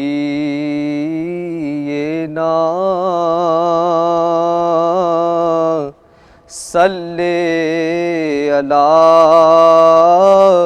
محمد. رحمت برس رہی ہے محمد کے شہر میں, رحمت برس رہی ہے محمد کے شہر میں, ہر شے میں تازگی ہے محمد کے شہر میں, ہر ایک بر رہا ہے یہاں دامن مراد, ہر ایک بھر رہا ہے یہاں دامن مراد. مخلوق آ رہی ہے محمد کے شہر میں, آتے ہیں بخشوانے گناہوں کو گنہگار, آتے ہیں بخشوانے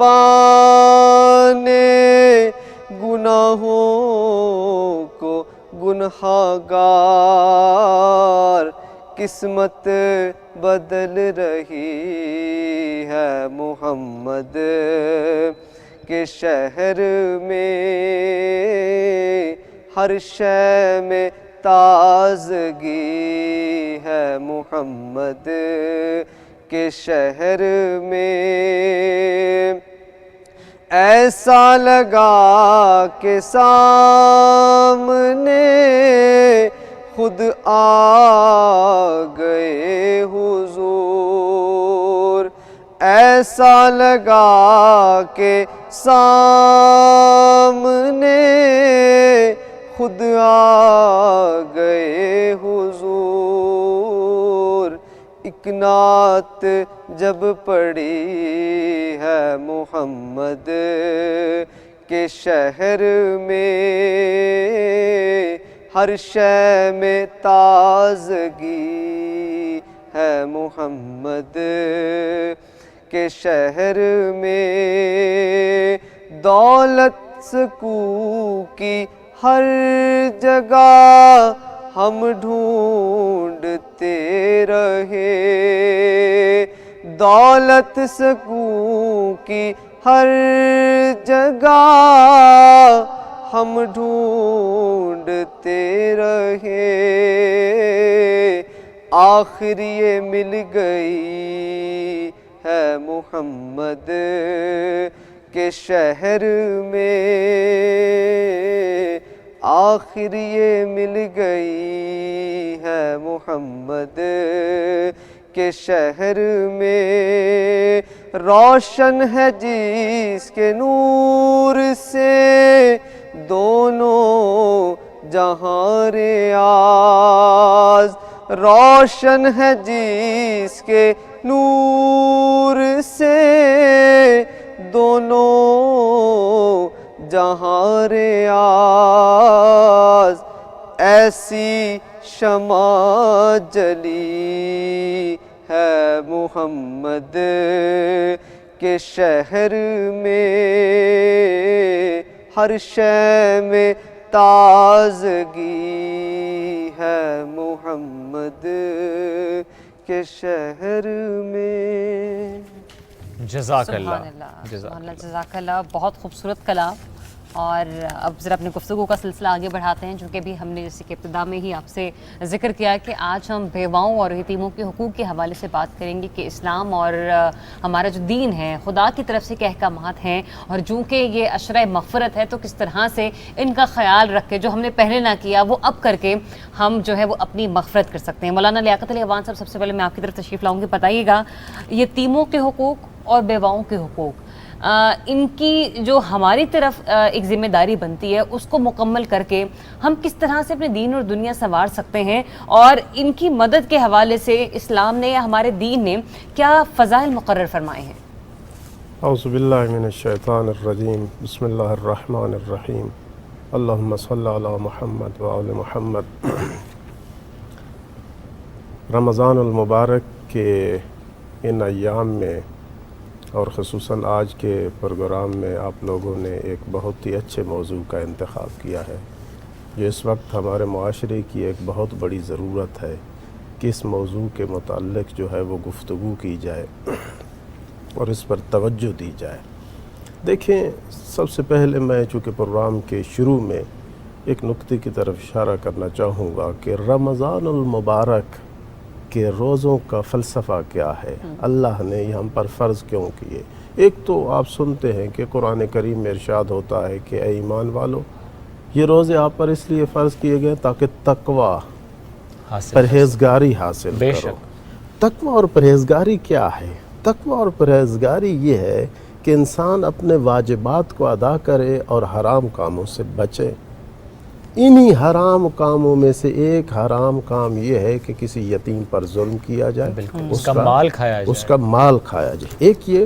دوسرا، آپ نے احادیث میں بھی یہ پڑھا ہے کہ روزے کا ایک فلسفہ یہ ہے کہ اپنی بھوک اور پیاس سے دوسروں کی بھوک اور پیاس کو یاد کیا جائے اور محسوس کیا جائے، اس پر توجہ دی جائے، یا جو قیامت کے وقت، قیامت کے دن بھوک اور پیاس ہوگی اس کو یاد کیا جائے۔ اب دیکھیں، یتیم انہی میں سے ایک ہے کہ جو والد کا سایہ اٹھ جانے کے بعد مشکلات کو محسوس کر رہا ہوتا ہے، اس پر بہت ساری مشکلات آ جاتی ہیں۔ کیوں؟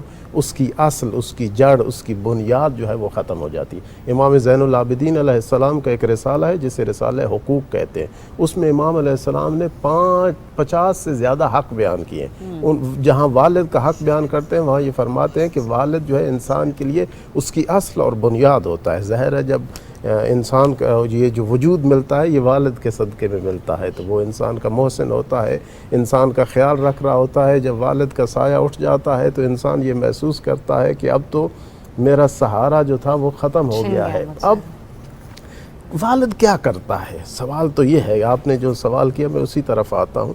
والد انسان کی تمام ضروریات کا خیال رکھ رہا ہوتا ہے، اس کی ضروریات چاہے وہ غذا کے لحاظ سے ہوں، کپڑا ہو، رہائش ہو، اس کی تعلیم ہو، اس کی تربیت ہو، جتنی انسان کی ضروریات ہوتی ہیں وہ ان کا خیال رکھتا ہے۔ ایک اور جو کام کرتا ہے وہ یہ کہ انسان کا دفاع کرتا ہے مختلف حملوں کے مقابلے میں۔ کیوں؟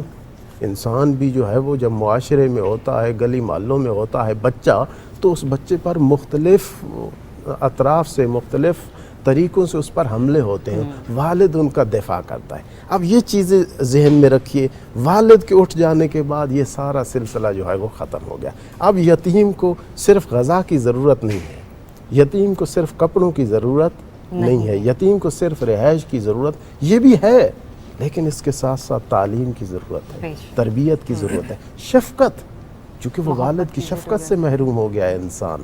اب یہ جو یتیم ہے بچہ، یہ والد کی شفقت سے محروم ہو گیا ہے، اب اسے شفقت اور محبت کی ضرورت ہے۔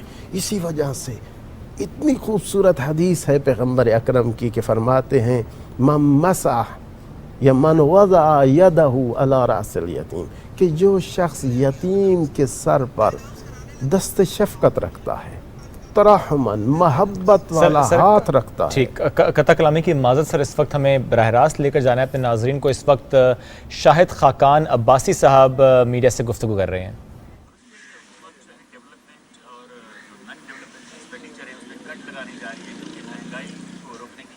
جی، یہ آپ کو کرنا پڑے گا۔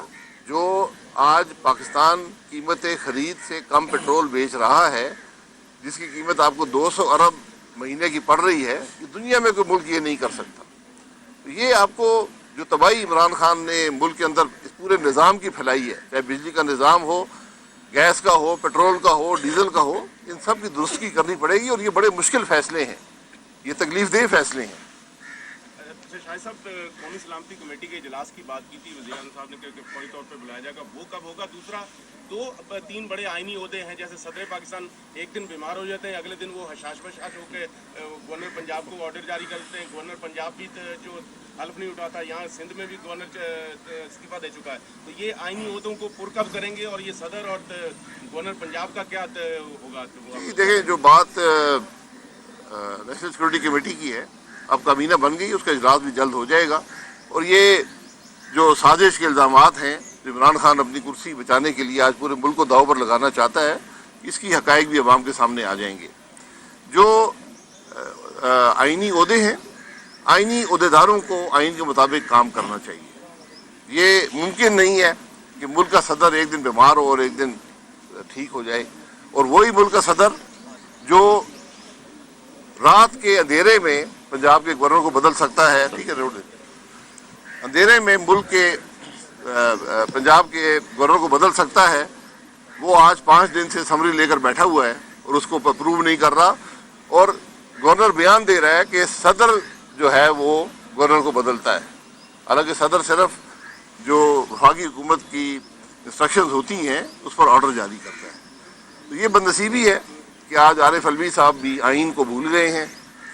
آئین پڑھ لیں، اپنی ذمہ داری ادا کریں۔ وہ عمران خان کے صدر نہیں ہیں، وہ پاکستان کے آئینی صدر ہیں، اس کے مطابق ان کو اپنی ذمہ داری ادا کرنی چاہیے، اور ذمہ داری اس طرح ادا کرنی چاہیے کہ آج جو حکومت آئی ہے اس کو یہ محسوس نہ ہو کہ ہم جب آئے ہیں تو ملک کا صدر جو ہے وہ ملک کے آئینی صدر سے ہٹ کر پی ٹی آئی کا صدر بن گیا۔ اچھا سر، الیکشن کے حوالے سے بتائیے گا، الیکشن کی کیا تیاری کیا جا رہا ہے؟ مردم شماری پر جو ہے تمام ہی اپوزیشن جماعتوں کو جو ہے کافی زیادہ پریشانی لاحق تھی پہلے، اور وہ بیان بھی دے چکے اس پر، تو اب کیا پہلے مردم شماری ہوگی، اس کے بعد دوبارہ الیکشن کی تیاری؟ دیکھیے، الیکشن کمیشن نے کہا ہے کہ ہمیں 7 مہینے درکار ہیں الیکشن کروانے کے لیے، یہ فیصلہ کہ الیکشن کب ہوں گے یہ اپوزیشن کرے گی. آپ کی حتمی جو ہے وہ اگست 17 2023 ہے, تو آپ وہاں تک بھی جا سکتے ہیں, اس سے پہلے بھی کروا سکتے ہیں. یہ فیصلہ اپوزیشن ہی کرے گی. لیکن جس ملک میں 7 مہینے کا وقت درکار ہو الیکشن کروانے کے لیے, تو آپ کو 7 مہینے کی کیئر ٹیکر سیٹ اپ, یہ جو ہمارے آج معاشی حالات ہیں اس کا متحمل ملک نہیں ہو سکتا کہ 7 مہینے کا کیئر ٹیکر سیٹ اپ. یہ الیکشن کمیشن کا کام ہے جی, اور جن لوگوں نے استعفے دیے ہیں وہ ان کو ویریفائی کرنا پڑے گا. میرا خیال ہے کہ انہوں نے دیے ہیں یا زبردستی کروائے گئے ہیں, کیونکہ استعفے جو آئے ہیں وہ ایک سائیکلو اسٹائل پیپر بنائے ہیں, اس پہ تھوڑا ابہام ہے. بہرحال وہ اگر استعفے دیتے ہیں ان کی آئینی حق ہے اور بائی الیکشن ہو جائیں گے. شاہ صاحب آپ کابینہ کا حصہ کب بنیں گے؟ اور دوسرا یہ کہ عوام مہنگائی کے ہاتھوں پہلے ہی بہت تنگ تھی, کہیں مزید تنگ تو نہیں آ جائے گی, ہو جائے گی؟ دیکھیں میں نے آپ کو بتایا تکلیف دہ فیصلے آپ کو کرنے پڑیں گے, اسی سے ملک کے معاملات کا رخ بدلے گا اور آپ کو واضح ایک فرق نظر آئے گا. لیکن جو تباہی پھیلائی گئی ہے 4 سال میں وہ ایک دن یا ایک ہفتے میں درست کرنا ممکن نہیں ہوتا, لیکن آپ انشاءاللہ بہتری کی طرف ایک رجحان دیکھیں. تکلیف سب کے لیے ہوگی جب حکمران اپنے آئینی ذمہ داریوں سے, اپنی حکومتی ذمہ داریوں سے انحراف کریں اور ایسے فیصلے کریں جس کا کوئی وجود نہ ہو, نہ عقل تسلیم کرتی ہو, نہ آپ کے فنڈنگ ہو, نہ آپ کے بجٹ میں گنجائش ہو. وہ فیصلے ہمیشہ اس کا بوجھ عوام پر پڑتا ہے. اب ہماری کوشش ہے کہ اس بوجھ کو کم سے کم کر کے ملک کے حالات کو درست کیا جائے. شاہ صاحب آپ کی حکومت بننے لگی تو ڈالر ایک دم نیچے گرنا شروع ہوا, لیکن کل اس نے رہنما مسلم لیگ نون شاہد خاقان عباسی صاحب میڈیا سے گفتگو کر رہے تھے اور انہوں نے کہا کہ صدر پاکستان عارف الوی اس وقت آئینی صدر کی حیثیت سے نہیں صرف پاکستان تحریک انصاف کے صدر سے بہیو کر رہے ہیں.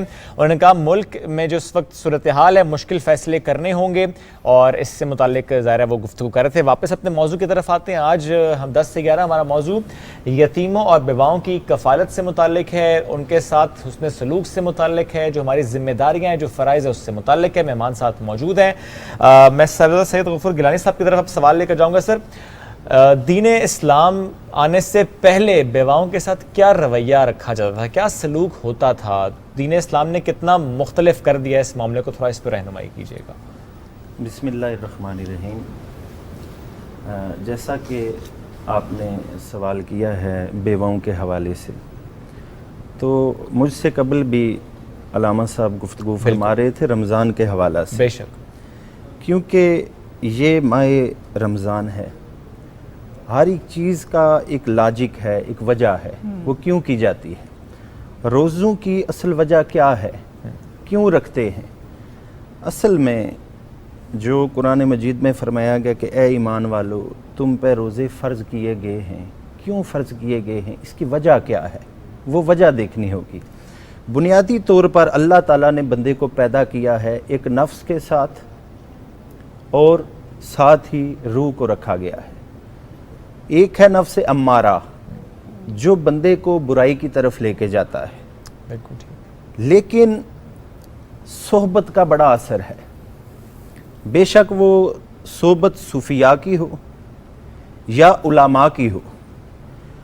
اب جب نفس امارہ بندے کو برائی کی طرف لے کے جاتا ہے تو روزے کا مقصد کیا ہے, یہ بھوک, اس کی اصل وجہ کیا ہے؟ صوفیاء کا اس بات پہ اجماع ہے کہ طریقت کے بنیادی طور پر 4 ارکان ہیں, اس میں سے سب سے جو بڑا ارکان ہے وہ بھوک ہے. پھر کیا ہے؟ گوشہ نشینی, شب بیداری, کم بولنا. پھر انہوں نے کہا کہ اگر بھوکا بندہ رہ جائے تو باقی کے باقی خود بخود ہو جاتے ہیں. یعنی جب بھوک لگتی ہے تو نیند نہیں آتی, بھوک لگتی ہے تو بندہ گوشہ نشین ہو جاتا ہے, بولتا بھی کم ہے. روزے کی اصل وجہ کیا ہے؟ بھوک کیوں اللہ تعالیٰ نے کیوں رکھی ہے؟ فرمایا کہ یہ بھوک نفس امارہ کو مارتی ہے. اس کی جو شدت ہے خواہشات کی, محی الدین ابن العربی فرماتے ہیں کہ کیونکہ جہنم کو شہوات سے اور خواہشات سے بھرا گیا ہے, روزہ جو ہے یہ خواہشات کو کچل دیتا ہے, مار دیتا ہے. جب نفس امارہ مر جاتا ہے تو اس سے آگے نفس लवामा मुलहिमा मुतमईना शुरू हो जाता है। जब तक बंदे की नफ्स की तरबियत ना हो, उसे ना बेवाओं के हकूक़ का पता है, ना यतीमों के हकूक़ का पता है। खूबसूरत। क्योंकि सूफिया फरमाते हैं कि खालिक खलका है इंसान को जहां में दिल लगाने के लिए, दिल दिया है यार को दिल में बिठाने के लिए। जब तक दर्द दिल नहीं होगा तब तक ना बेवाओं के हकूक़ का पता चलेगा, ना यतीमों के हकूक़ का पता चलेगा। सबसे पहले ये है कि अपने नफ्स की तरबियत में दिल का दर्द पैदा हो जाएगा। नफ्स की तरबियत होगी रोजे तब दिल, हाँ, रोजे से पैदा होगी तब। सुभान इस्लाम से पहले क्या था? नफ्स की तरबियत का तरीका नहीं था, सोबत नहीं थी, इसीलिए वो वैशी थे, बच्चियों को जिंदा दरगोर कर देते थे। बेवाओं के हकूक का तो कहीं तासुर ही नहीं था, यतीमों के हकूक का कहीं तासुर ही नहीं था। जुल्म था, जबर था, बर्बरियत थी। वजह क्या थी? बेसिक क्या उसकी वजह थी? लॉजिक क्या नहीं थी? नफ्स की तरबियत नहीं थी। जब हजूर आए सुभान अल्लाह, सरकार दो आलम, उन्होंने नफ्स की तरबियत की। सुभान अल्लाह। वो नफ्स हमारा जो बिगड़ चुके थे गुनाहों की वजह से, दुरुस्त रास्ते, वो दुरुस्त रास्ते पर आए। जब दिल में दर्द दिल पैदा हुआ तो दूसरों का दर्द नजर आना शुरू हुआ। सुभान अल्लाह। जब तक दर्द ना हो तब तक दर्द महसूस नहीं किया जा सकता। देखें, जिसके घर में कभी कोई नहीं ना मरा, किसी का मर जाए उससे दर्द नहीं होता। क्यों? वो उस कैफियत से नहीं गुजरा। जब कोई अपना मरता है ना, तो फिर जब किसी का मरता है अपने पर आती है तो मालूम होता है कि ये दर्द है क्या, इसकी कैफियत क्या है। तो बात यह है कि लुब्बे लबाब ये है, रोजा नफ्स को मारता है, और नफ्स जब अच्छाई की तरफ जाता है फिर इसमें दर्द दिल की कैफियत पैदा होती है, और जब दर्द पैदा होता है फिर बेवाओं और यतीमों की खिदमत होती है, फिर सारे फराइज इंसान अदा करता है। हाँ, पहले इस्लाम से यही था कि इसीलिए बेवाओं के हकूक नहीं थे, यतीमों के, कि लोग बुराइयों में मुब्तला थे, बिल्कुल नफ्स की ख्वाहिशात के पीछे थे। नफ्स की ख्वाहिशात इंसान को जानवर बना देती है, बल्कि जानवरों से भी बदतर बना देती है। ये नफ्स ही है। सूफिया इसीलिए तरबियत पे कहते हैं कि पहली चीज तरबियत है, सोबत है। सोबत बंदे पर रंग चाड़ती है।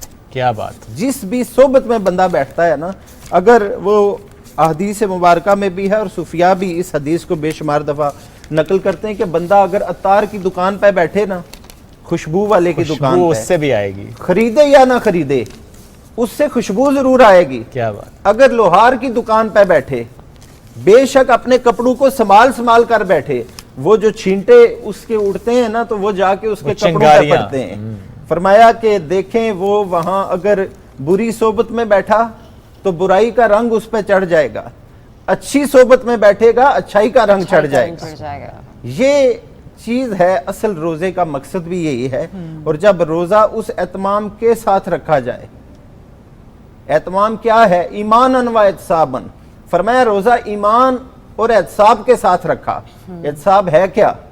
अपने सर से लेके पांव तक जितना भी वजूद है अल्लाह की बारगाह में इस तरह पेश करना कि या अल्लाह मैं तेरी खातिर भूखा रहा।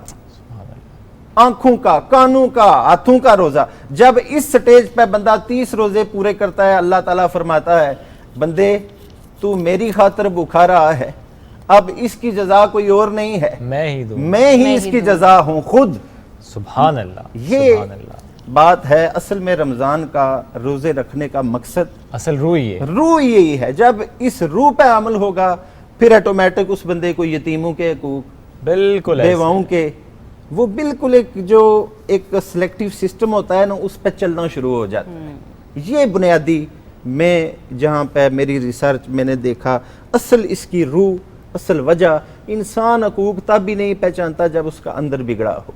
ये छोटा सा अंदर को अल्लाह ने रखा है, ये सीधा हो जाए सब सीधा, जब बातन ठीक हो जाएगा तो जाहिर खुद ब खुद तब्दील हो जाएगा। मौलाना साहब, जब हम खवातीन के बारे में बात करते हैं, बेवा खवातीन के बारे में, तो उनके बारे में बड़ा मायूब रखा जाता है कि वो गहरा रंग ना पहने, वो इस किस्म के कपड़ों का इस्तेमाल ना करें, बनाव सिंगार ना करें। लेकिन ये अगर मामला जरा थोड़ी रहनुमाई फरमाइएगा, क्या सिर्फ इद्दत का वक्त जो तयन किया गया है उस हद तक है, या फिर उसके बाद भी बेवा पर यही तमाम चीज़ें लागू कर दी जाती हैं, फिर ये हमारा मुआशरा है जो उनके ऊपर इम्पोज कर देता है ये तमाम चीज़ें?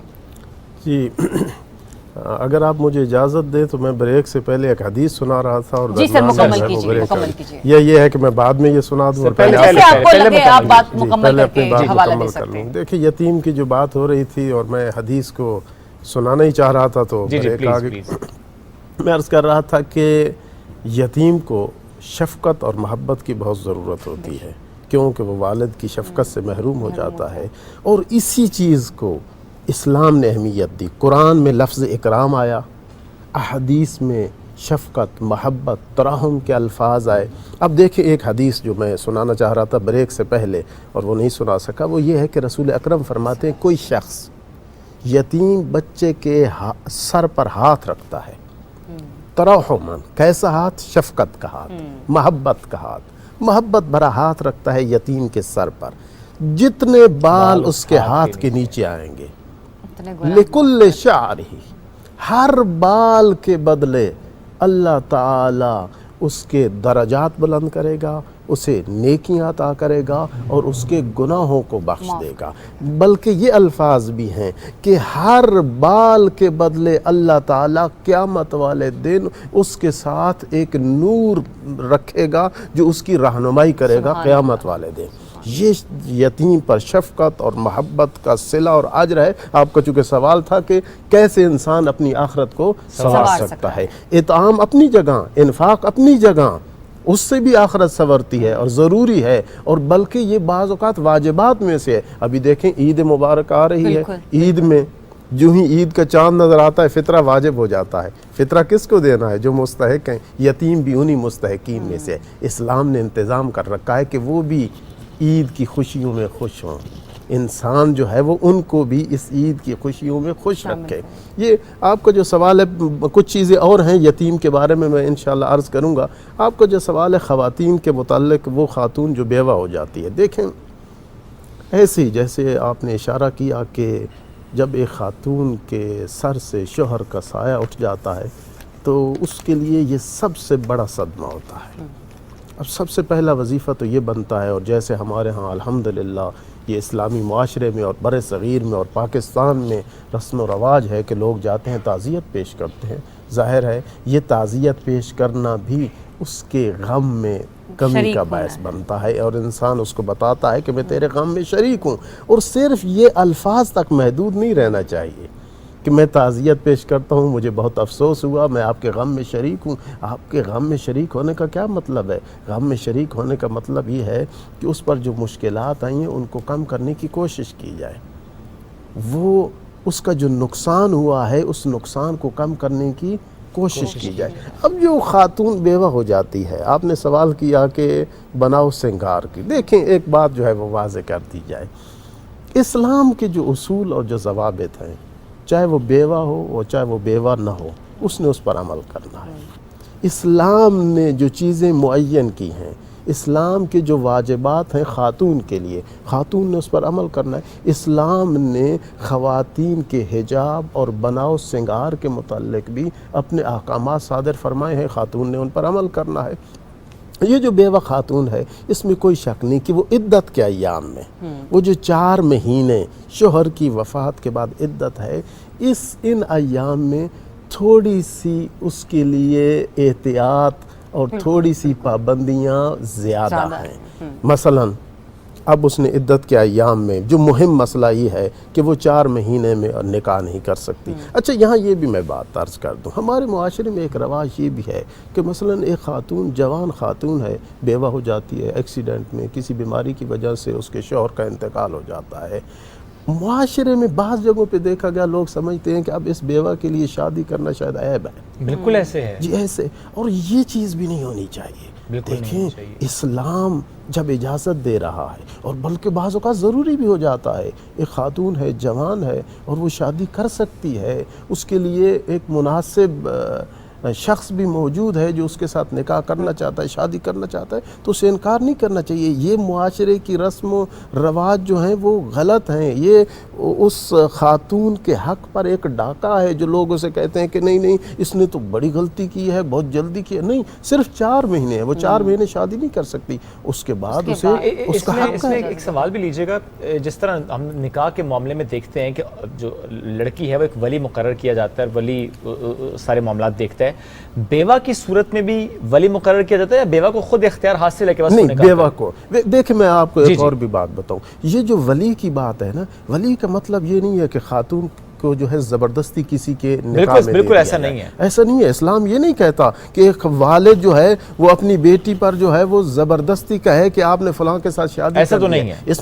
اس میں بھی کوئی شک نہیں ہے کہ بیٹی پر بھی ضروری ہے کہ وہ والد کے ساتھ مشورہ کرے، والد کی اجازت سے نکاح کرے، لیکن والد کو بھی یہ حق حاصل نہیں ہے کہ وہ بیٹی کی جو ہے جہاں وہ راضی نہ ہو وہاں اس کا نکاح کر دے، یہ بھی نکاح درست نہیں ہوگا۔ اور بیوہ کی جہاں تک بات ہے، نہیں، بیوہ کا کوئی ولی نہیں ہوتا، بیوہ جو ہے وہ خود مختار ہے، بیوہ جو ہے وہ اپنی مرضی سے کسی کی اجازت کے بغیر جس شخص سے چاہے اس سے نکاح کر سکتی ہے۔ ہاں، جو اس کی شرائط ہے کہ وہ شخص کیسا ہونا چاہیے وہ ایک الگ بات ہے، وہ اس خاتون کو جو ہے وہ پتہ ہونا چاہیے کہ، اور یقیناً ایسے ہی ہے، خواتین وہ جانتی ہیں کس سے نکاح کرنا ہے، لیکن کوئی اس کا ولی نہیں ہوگا، کوئی اس کا سرپرست، مثلا نہ اس کو سسر سے اجازت لینے کی ضرورت ہے، نہ اس کو اپنے باپ سے، چونکہ یہ بیوہ ہے، ایک دفعہ اس کی پہلے شادی ہوئی ہے، اس کے شوہر کا انتقال ہو گیا ہے، اب یہ اپنی مرضی سے جس سے چاہے نکاح کر سکتی ہے اور شادی کر سکتی ہے۔ صحیح۔ یہ جہاں تک بیوہ کے باقی حقوق کا تعلق ہے، یہ بھی چونکہ بعد میں پھر یتیم کی طرف چلے جائیں گے، یہ بھی عرض کر دوں۔ ایک تو یہ ہے کہ یہ ایک اخلاقی اور اسلامی ہمارا وظیفہ بنتا ہے کہ اس کی جو مشکلات ہیں ان کو کم کیا جائے، اور ایک اور وظیفہ جو قرآن کریم نے، اسلام نے، تعلیمات اسلامی نے انسان پر فرض کیا ہے کہ بیوہ کو اس کا جو حق ہے وہ دے دیا جائے۔ بالکل، یہ بعض اوقات ہم دیکھتے ہیں کہ بیوہ کی جو میراث ہے، جو وراثت ہے، وہ اسے نہیں دی جاتی، جو شوہر کی جائیداد تھی اس میں سے شوہر حصہ کی نہیں دیا جاتا، جائیداد ہے، شوہر کا جو مال ہے اس سے حصہ نہیں دیا جاتا، حالانکہ اسلام نے کہا اگر اولاد ہے تو 1/8، اگر اولاد نہیں ہے تو 1/4 حصہ یہ خاتون، یہ جو بیوہ جو ہے شوہر کی میراث سے ارث اور وراثت لے سکتی ہے۔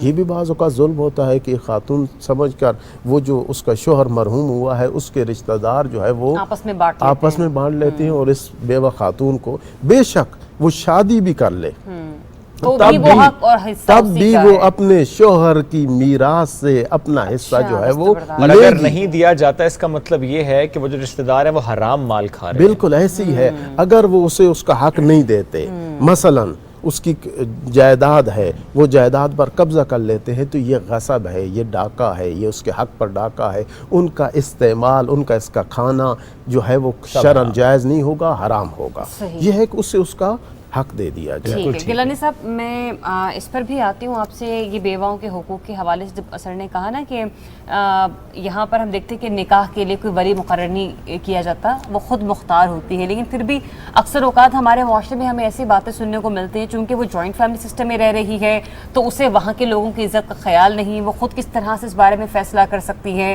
اور اتنا آزادانہ کس طرح سے اپنے بارے میں کوئی بھی فیصلہ لیا جا سکتا ہے، بچوں کے بارے میں نہیں سوچا، تو معاشرے کی ان تلخ حقائق کو کس طرح سے دین جو ہے وہ اوور کم کر رہا ہے۔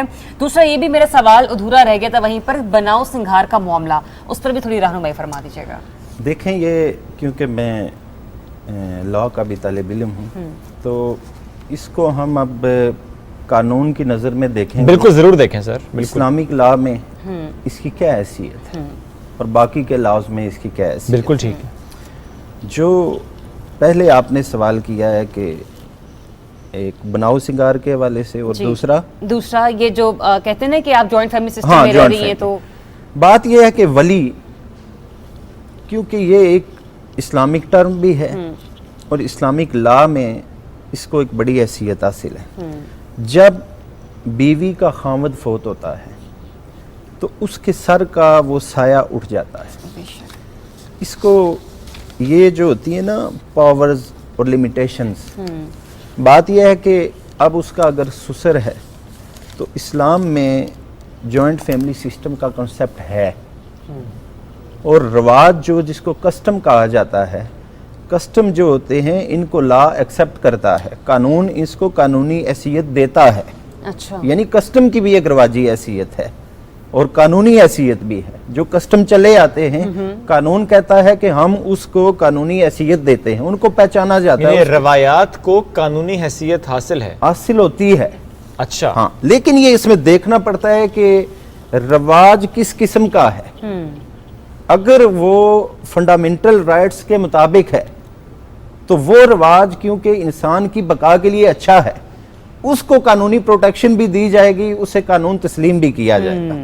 اب بات یہ ہے کہ یہ معاشرہ ہے.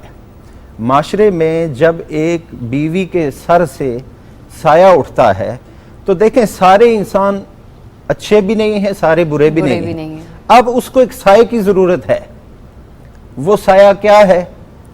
یا اس کے خاوند کے بھائی ہیں، یا اس کی اپنی اگر اولاد ہے تب، اگر وہ بچے ہیں تو اس کا سسر ہے. اب رواج میں یہ دیکھنا ہوگا کہ اس کے سسر کا کریکٹر کیسا ہے، کیونکہ لا یہ کہتا ہے کہ کریکٹر آلویز ریلیونٹ، کریکٹر ہمیشہ بندے کے پیچھے پیچھے نال وہ اس کے ساتھ چمٹا رہتا ہے، اس کے ساتھ ساتھ رہتا ہے. بات یہ ہے کہ اگر وہ اس کو اپنی بیٹی سمجھتا ہے، اس کے حقوق کا خیال رکھتا ہے، اگر اس پہ شفقت کرتا ہے، تو پھر کسٹم یہ بات کہتا ہے، رواج یہ بات کہتا ہے کہ اس کی سربراہی، کیونکہ ابھی تک وہ اس خاوند کے گھر میں ہے، گھر کے بھی کچھ قانون ہیں، جس ریاست میں جاؤ اس کے قانون کو فالو کیا جاتا ہے. اب قانون کیا ہے جوائنٹ فیملی کا کہ اس کو اس کے حقوق ملیں گے، کیونکہ اب اس کا سسر اس کا باپ ہے. اگر سسر کا کریکٹر والد کی طرح ہے تو پھر وہ جو بہو ہے اس کو ان کی تابعداری ضروری ہے. اچھا ہاں، کیونکہ اللہ تعالیٰ نے سسر کے بھی حقوق رکھے ہیں. وہ ایک جوائنٹ فیملی میں رہتی ہے، اس کو فیملی کے جو قواعد و ضوابط ہیں ان کو فالو کرنا پڑے گا. یعنی اگر سسر ہے، جیٹ ہے، دیور ہے، وہ کہتا ہے کہ شادی نہ کرو، نکاح نہ کرو، یہیں رہو، اس گھر میں رہو، یہ تو اسلام کے خلاف ہوگا. بالکل ٹھیک ہے، تو خلاف ہوگا. ایسی چیز نہیں ہوگی ایسا نہیں جو اس کے فنڈامنٹل رائٹ کو ختم کرے. ٹھیک ہے، ایسی نہیں، پروٹیکشن کے حوالے سے ہے. یعنی بات یہ ہے کہ اس معاشرے میں اکیلی عورت، معذرت کے ساتھ ہمارا جو پاکستان کا کلچر ہے یہاں پہ رہنا مشکل ہے، لہٰذا اس کو مردوں کی ضرورت ہے جو اس کے سر پہ سایہ رکھیں.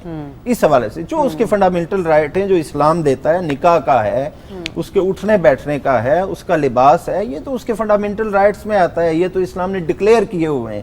جو چیز اسلام نے ڈکلیئر کی ہے اس پہ کوئی بھی پابندی نہیں لگا سکتا. تو سر ہم یہ کہہ سکتے ہیں گیلانی صاحب کہ جب تک وہ ان کی سربراہی میں یا ان کے ساتھ رہ رہی ہے تب تک تو وہ ان سے ڈسکس کر کے مشاورت کر کے اپنے بارے میں کوئی فیصلہ کر سکتے ہیں، لیکن اگر تب بھی وہ لوگ ممانعت پر آ جاتے ہیں تو وہ اپنا جو ہے وہ راستہ تبدیل کر کے یا گھر سے اس سے الگ ہو کر بھی اپنا فیصلہ خود مختاری کے ساتھ کر سکتی ہے. وہ اپنا فیصلہ کر سکتی ہے، اسے اسلام بھی اجازت دیتا ہے، قانون بھی اجازت دیتا ہے. پھر ہوتا یہ ہے کہ یا وہ میکے میں رہے گی یا وہ پلٹ کے اپنے گھر آ جاتی ہے والدین کے گھر میں. جی بالکل. اگر یہ دونوں طرف سے اس کا کوئی والی وارث نہیں ہے تو پھر یہ ہمارا جو کسٹم ہے، رواج ہے، اس میں وہ پھر خود جا کے اپنے فیصلے کرتی ہے. اور اگر اس کے رائٹس پہ کوئی ڈاکہ ڈالتا ہے، حقوق کوئی چھینتا ہے، تو اس کو پھر بھی اختیار ہے. بے شک وہ سسر کی بھی نہ مانے، اس کے جیٹھوں کی بھی نہ، کسی کی بھی نہ مانے، لیکن جب تک وہ حقوق کا دفاع کرتے ہیں تو اخلاقی اقدار یہ بنتی ہیں کہ وہ جوائنٹ فیملی میں رہے اور ان کی بات مانے. دوسرا سوال آپ کا تھا بناؤ سنگھار کے، بناؤ سنگھار کے، گہرے رنگ نہ پہنو، کوئی کام نہ کرو، جا کے یہ والے جوتے مت خریدو. دیکھیں یہ بنیادی طور پر یہ من گھڑت ایک چیزیں ہوتی ہیں جو خود سے نکلی ہوتی ہیں، خود ساختہ. ایسی کوئی بات نہیں ہے. عدت کے ایام میں اس کے لیے ہے، عدت کے بعد اس کا سٹیٹس وہی ہے جو پہلے تھا. جیسا پہلے کرتی تھی ویسا کر سکتی ہے. یہ سمپل سی ایک اس کا یہی ایک لا ہے اس کا. یعنی بس عدت کے ایام کیوں ہیں؟ غم کے. بس غم کے ایام پورے ہوئے، جیسا سٹیٹس پہلے تھا اس کا جو کرتی تھی اس طرح سے پھر کر سکتے. تو مولانا صاحب اس پر ذرا ہمارے معاشرے کی تھوڑا اصلاح کیجیے گا کہ وہ لوگ جو اس طرح سے پھر خواتین کے اوپر جملے کسنا شروع کر دیتے ہیں، ان کے کردار پر سوال اٹھانا شروع کر دیتے ہیں، دین کے ان کے بارے میں کیا احکامات ہیں؟ جی دیکھیں، پہلی تو بات یہ ہے कि किसी के ऊपर भी जुमले कसना या किसी के ऊपर भी इस तरीके से बात करना कि उसकी तौहीन हो रही हो, उसकी इज़्ज़त पर जो है वो हर्फ आ रहा हो, ये तो जायज़ ही नहीं है, ये तो हराम है। इस्लाम ने इसको हराम करार दिया है। कुरान और सुन्नत में इसकी ममानत हुई है कि किसी को हक़ नहीं हासिल है कि दूसरे की वो तौहीन करे। और बेवा के बारे में या यतीम के बारे में या मुआशरे के किसी भी तबके के बारे में या किसी भी फ़र्द के बारे में ऐसी गुफ्तगू करना जिससे उसकी तौहीन हो, उसकी दिल आज़ारी हो, उसका दिल टूटे, ये हराम है। इस्लाम ने इसको हराम करार दिया है। और अगर कोई बेवा के बारे में जैसे आप कह रही हैं कि कोई जुमले कसता है, उसके बारे में कोई ऐसी नाज़ेबा गुफ्तगू करता है जिससे उसको तकलीफ़ होती है, क़त्अन ये जो है एक बहुत बड़ा गुनाह है, हराम है। और किसी इंसान को ये इजाज़त नहीं है। बल्कि मैंने आप पहले इशारा कर दिया, इस्लाम ने तो कहा कि अगर कोई बेवा हो जाती है ऐसे जुमले कहें जिससे उसका हौसला बढ़े, ऐसे जुमले न कहें जिससे उसका हौसला टूटे, उसका हौसला कम हो। और उस खातून को भी ये समझना चाहिए कि आप पर ये जो इम्तिहान आया है, आप पर ये जो मुसीबत आई है, ये जो इब्तिला है, ये अल्लाह ताला की तरफ से है, ये अल्लाह ताला की इसी में मसलहत है। और इसका उस खातून को आखिरत में अजर मिलेगा अगर वो सब्र करेगी, अगर वो इस्लाम और इस्लाम के अहकामात पर अमल करेगी, अगर वो वज़ाइफ जो उसका शोहर अदा कर रहा था, मसलन बच्चों की तरबियत है।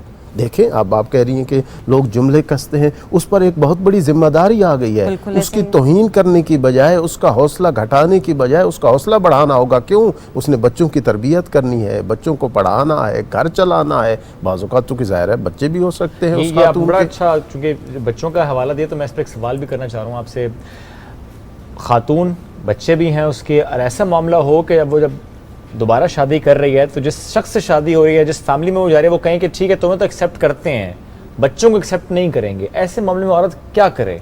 जी देखें, ये वाक़ई एक बहुत मुश्किल मरहला होता है। जैसे पीर साहब ने भी जो है वो इशारा किया कि हमारे रस्म और रवाज भी इसमें आ जाते हैं, हमारी मुश्किलात भी इसमें आ जाती हैं। हमारे मुआशरे में जो मुश्किलात हैं उनको भी सामने रखना होता है इस खातून ने। अब इस खातून के लिए फ़ैसला करना बहुत मुश्किल होता है। एक तरफ बच्चे हैं, एक तरफ उसकी अपनी ज़रूरियात हैं।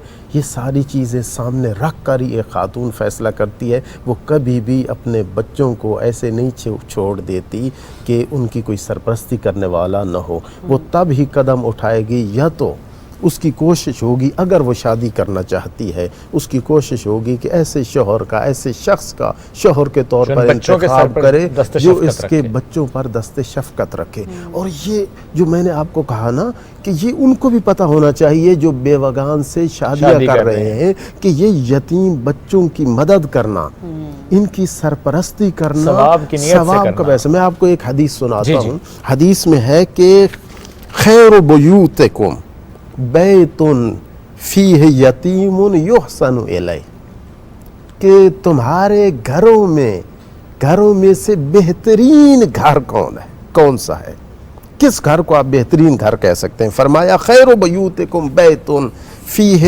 यतीमुन युहसनु इलै, सबसे बेहतरीन घर वो है जिसमें कोई यतीम हो और उसके साथ अच्छा सलूक किया जाए, नेक सलूक किया जाए।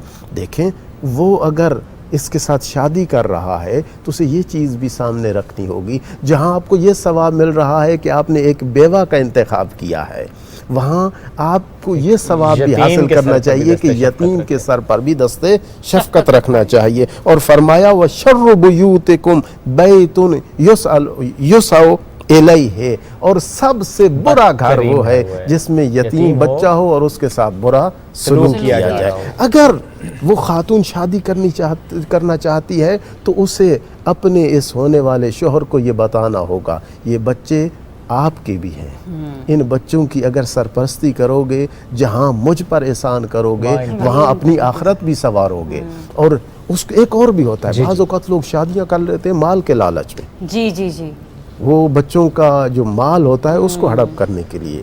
और कुरान ने इसकी सख्त मज़म्मत की है और इजाज़त नहीं दी कि कोई किसी का यतीम का माल खाए। फरमाया, कुरान में इरशाद होता है वला तक़रबू माल अल यतीम इल्ला बिल्लतिही अहसन, कि यतीम के माल के कभी नज़दीक भी न जाना।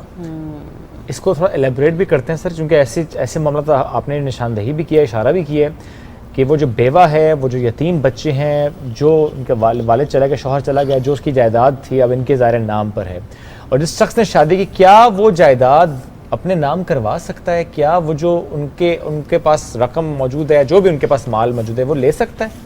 جی دیکھیں، میں آیت پڑھ رہا تھا، اسی آیت سے میں آپ کے سوال کا جواب بھی دیتا ہوں۔ فرمایا وَلَا تَقْرَبُوا مَالَ الْيَتِيمِ، یتیم کے مال کے قریب بھی نہ نہ جانا۔ ہاں، ایک صورت میں آپ یتیم کے مال کے قریب جا سکتے ہو، یتیم کے مال کی سرپرستی کرنے کے لحاظ سے، یتیم کے مال کو ڈاکوؤں، لٹیروں اور چوروں سے بچانے کے لیے، یتیم کے مال کو محفوظ کرنے کے لیے، اسے ضائع ہونے سے، چونکہ بچے ہوتے ہیں بعضوں کا ضائع بھی کر سکتے ہیں، اگر آپ کی یہ نیت ہے تو پھر یتیم کے مال جو ہے وہ، چونکہ دوسرا یہ قرآن کیا کہہ رہے ہیں، مال الیتیم، یتیم کا مال، یعنی قرآن نے یہ بھی بتا دیا کہ اس کا مالک کون ہے؟ یتیم۔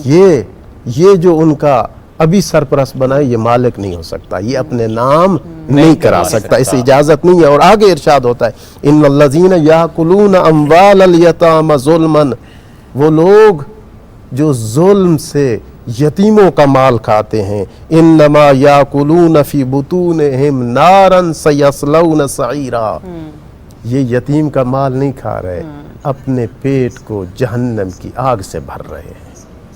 قرآن کریم نے واضح انداز میں کہہ دیا کہ یتیم کے مال کے کبھی قریب نہ جانا، اگر یتیم کا مال کھاؤ گے تو ایسی ہے جیسے اپنے پیٹ میں آگ ڈال رہے ہوں گے، وَسَيَصْلَوْنَ سَعِيرًا، اور بہت ہی جلدی ان قریب جہنم تمہارا ٹھکانہ ہوگا۔ صحیح، یہ قرآن کریم نے اسی طرف اشارہ فرمایا کہ بعض اوقات یہ ہوتا ہے کہ لوگ بیوہ کے ساتھ شادی کر کے یتیموں کا مال ہڑپ کرنے کی کوشش کرتے ہیں، نظر مال پر ہوتی ہے۔ گیلانی صاحب آپ سے بھی لاسٹ ایک چھوٹا سا کامنٹ لینا چاہیں گے، اگر کوئی ان کے مال کی سرپرستی کر رہا ہے، جیسے کہ ابھی مولانا صاحب بھی فرما رہے تھے، اور ایمانداری کے ساتھ کر رہا ہے، جیسے کہ ہم دیکھتے ہیں نا کہ فصلیں ہیں ان کی، کاشتکاری یہ والے مسائل، یا پھر گھر کا کرایہ جا کر دیکھنا، ٹریڈ میں بھی، تو کیا اس کی ہلکی سی جو کہتے ہیں نا مختصر سی اجرت بھی وہ اس کی لے سکتا ہے، کیونکہ وہ اس کی سرپرستی کر رہا ہے، اپنا وقت وہاں پہ صرف کر رہا ہے، اس کی دیکھ بھال کر رہا ہے، محنت کر رہا ہے؟ دیکھیں کیسی گنجائش ہے کوئی دین اسلام میں؟ جو قانون وراثت ہے، لا آف انہیریٹنس، اس کے مطابق یہ ہے کہ اگر کوئی ولی ہے اس کا، ٹھیک ہے، وہ اس یتیم بچے جو چھوٹے ہیں یا بیوہ ہے ان کے جو کام کاج کر رہا ہے، افضل یہ ہے، سب سے افضل کام یہ ہے کہ وہ فی سبیل اللہ کرے۔ اچھا، کیونکہ یتیم کو آگے سہارے کی ضرورت ہے، ان سے کیا لے گا؟ لیکن اگر جو ولی ہے وہ خود اتنا اس کے مالی اسباب اچھے نہیں ہیں، یعنی ان یتیموں کو اللہ نے کچھ دیا ہوا ہے لیکن ان کے سر سے صرف سایہ اٹھا ہے، لیکن یہ جو بندہ ولی ہے اس کے حالات ایسے ہیں کہ یہ سروائیو نہیں کر سکتا، تو ان کی اجازت سے ہاں، ان کی مرضی سے وہ کچھ نہ کچھ اجرت لے سکتا ہے، بالکل، لیکن اگر وہ چاہیں تب، نہ چاہیں تو نہیں لے سکتا، کیونکہ جیسا نے قرآن کریم کی آیت پڑھی کہ وہ اگر کچھ کرے گا تو وہ پیٹ میں آگ بھرنے کے مترادف ہے۔ ہاں، یہ بات ہے کہ یتیموں کے سر پہ ہاتھ رکھنا چاہیے، اور فی سبیل اللہ حکم تو یہ ہے کہ اللہ کی رضا کی خاطر ان کے مال کی حفاظت کی جائے، اور سرکار دو عالم نے فرمایا کہ جو بندہ بھی یتیم کے سر پہ ہاتھ رکھے گا، 2 انگلیوں کا اشارہ کیا کہ قیامت کے دن اس طرح ایک میں کھڑا ہوں گا، دوسرا میرے ساتھ وہ کھڑا ہوگا، یہ ترمذی شریف میں فرمایا۔ تو یہ بڑے اجر کی بات ہے، اور اگر اس کے حالات اس طرح کے ہیں تو ان کی اجازت سے وہ اجرت بھی لے سکتا۔ بالکل ٹھیک ہے۔ صاحبزادہ سید غفور گیلانی صاحب بہت شکریہ، مولانا لیاقت علی اعوان صاحب آپ کا بھی شکریہ، اس سے پہلے ہمارے ساتھ نعت خواں موجود تھے محمد جان زیب عباسی، آپ کا شکریہ۔ لیکن جاتے جاتے ہمارے پاس ایک بڑی پیاری سی بچی ہے ایشال، ان سے متعلق ہم بات کریں گے۔ روزہ کشائی ان کی تصویر اس وقت ہم آپ کو دکھا رہے ہیں، ماشاءاللہ 5 سال کی ہیں ایشال۔ ماشاءاللہ ماشاءاللہ، ایشال بڑی چھوٹی سی عمر میں آپ نے روزہ رکھا ہے، بہت بہت آپ کو مبارک ہو، اللہ تعالیٰ آپ کو آگے بھی ایسی توفیق عطا فرمائے، اور آپ کے جو پیرنٹس ہیں، آپ کے جو والدین ہیں، اللہ تعالیٰ ان پر بھی اپنی خاص رحمت آمین آمین۔ اپنا بہت سا خیال رکھیں ناظرین، پاکستان کے لیے دعا کیجیے، ہمیں دعا میں یاد رکھیے، کل ملیں گے، اللہ حافظ۔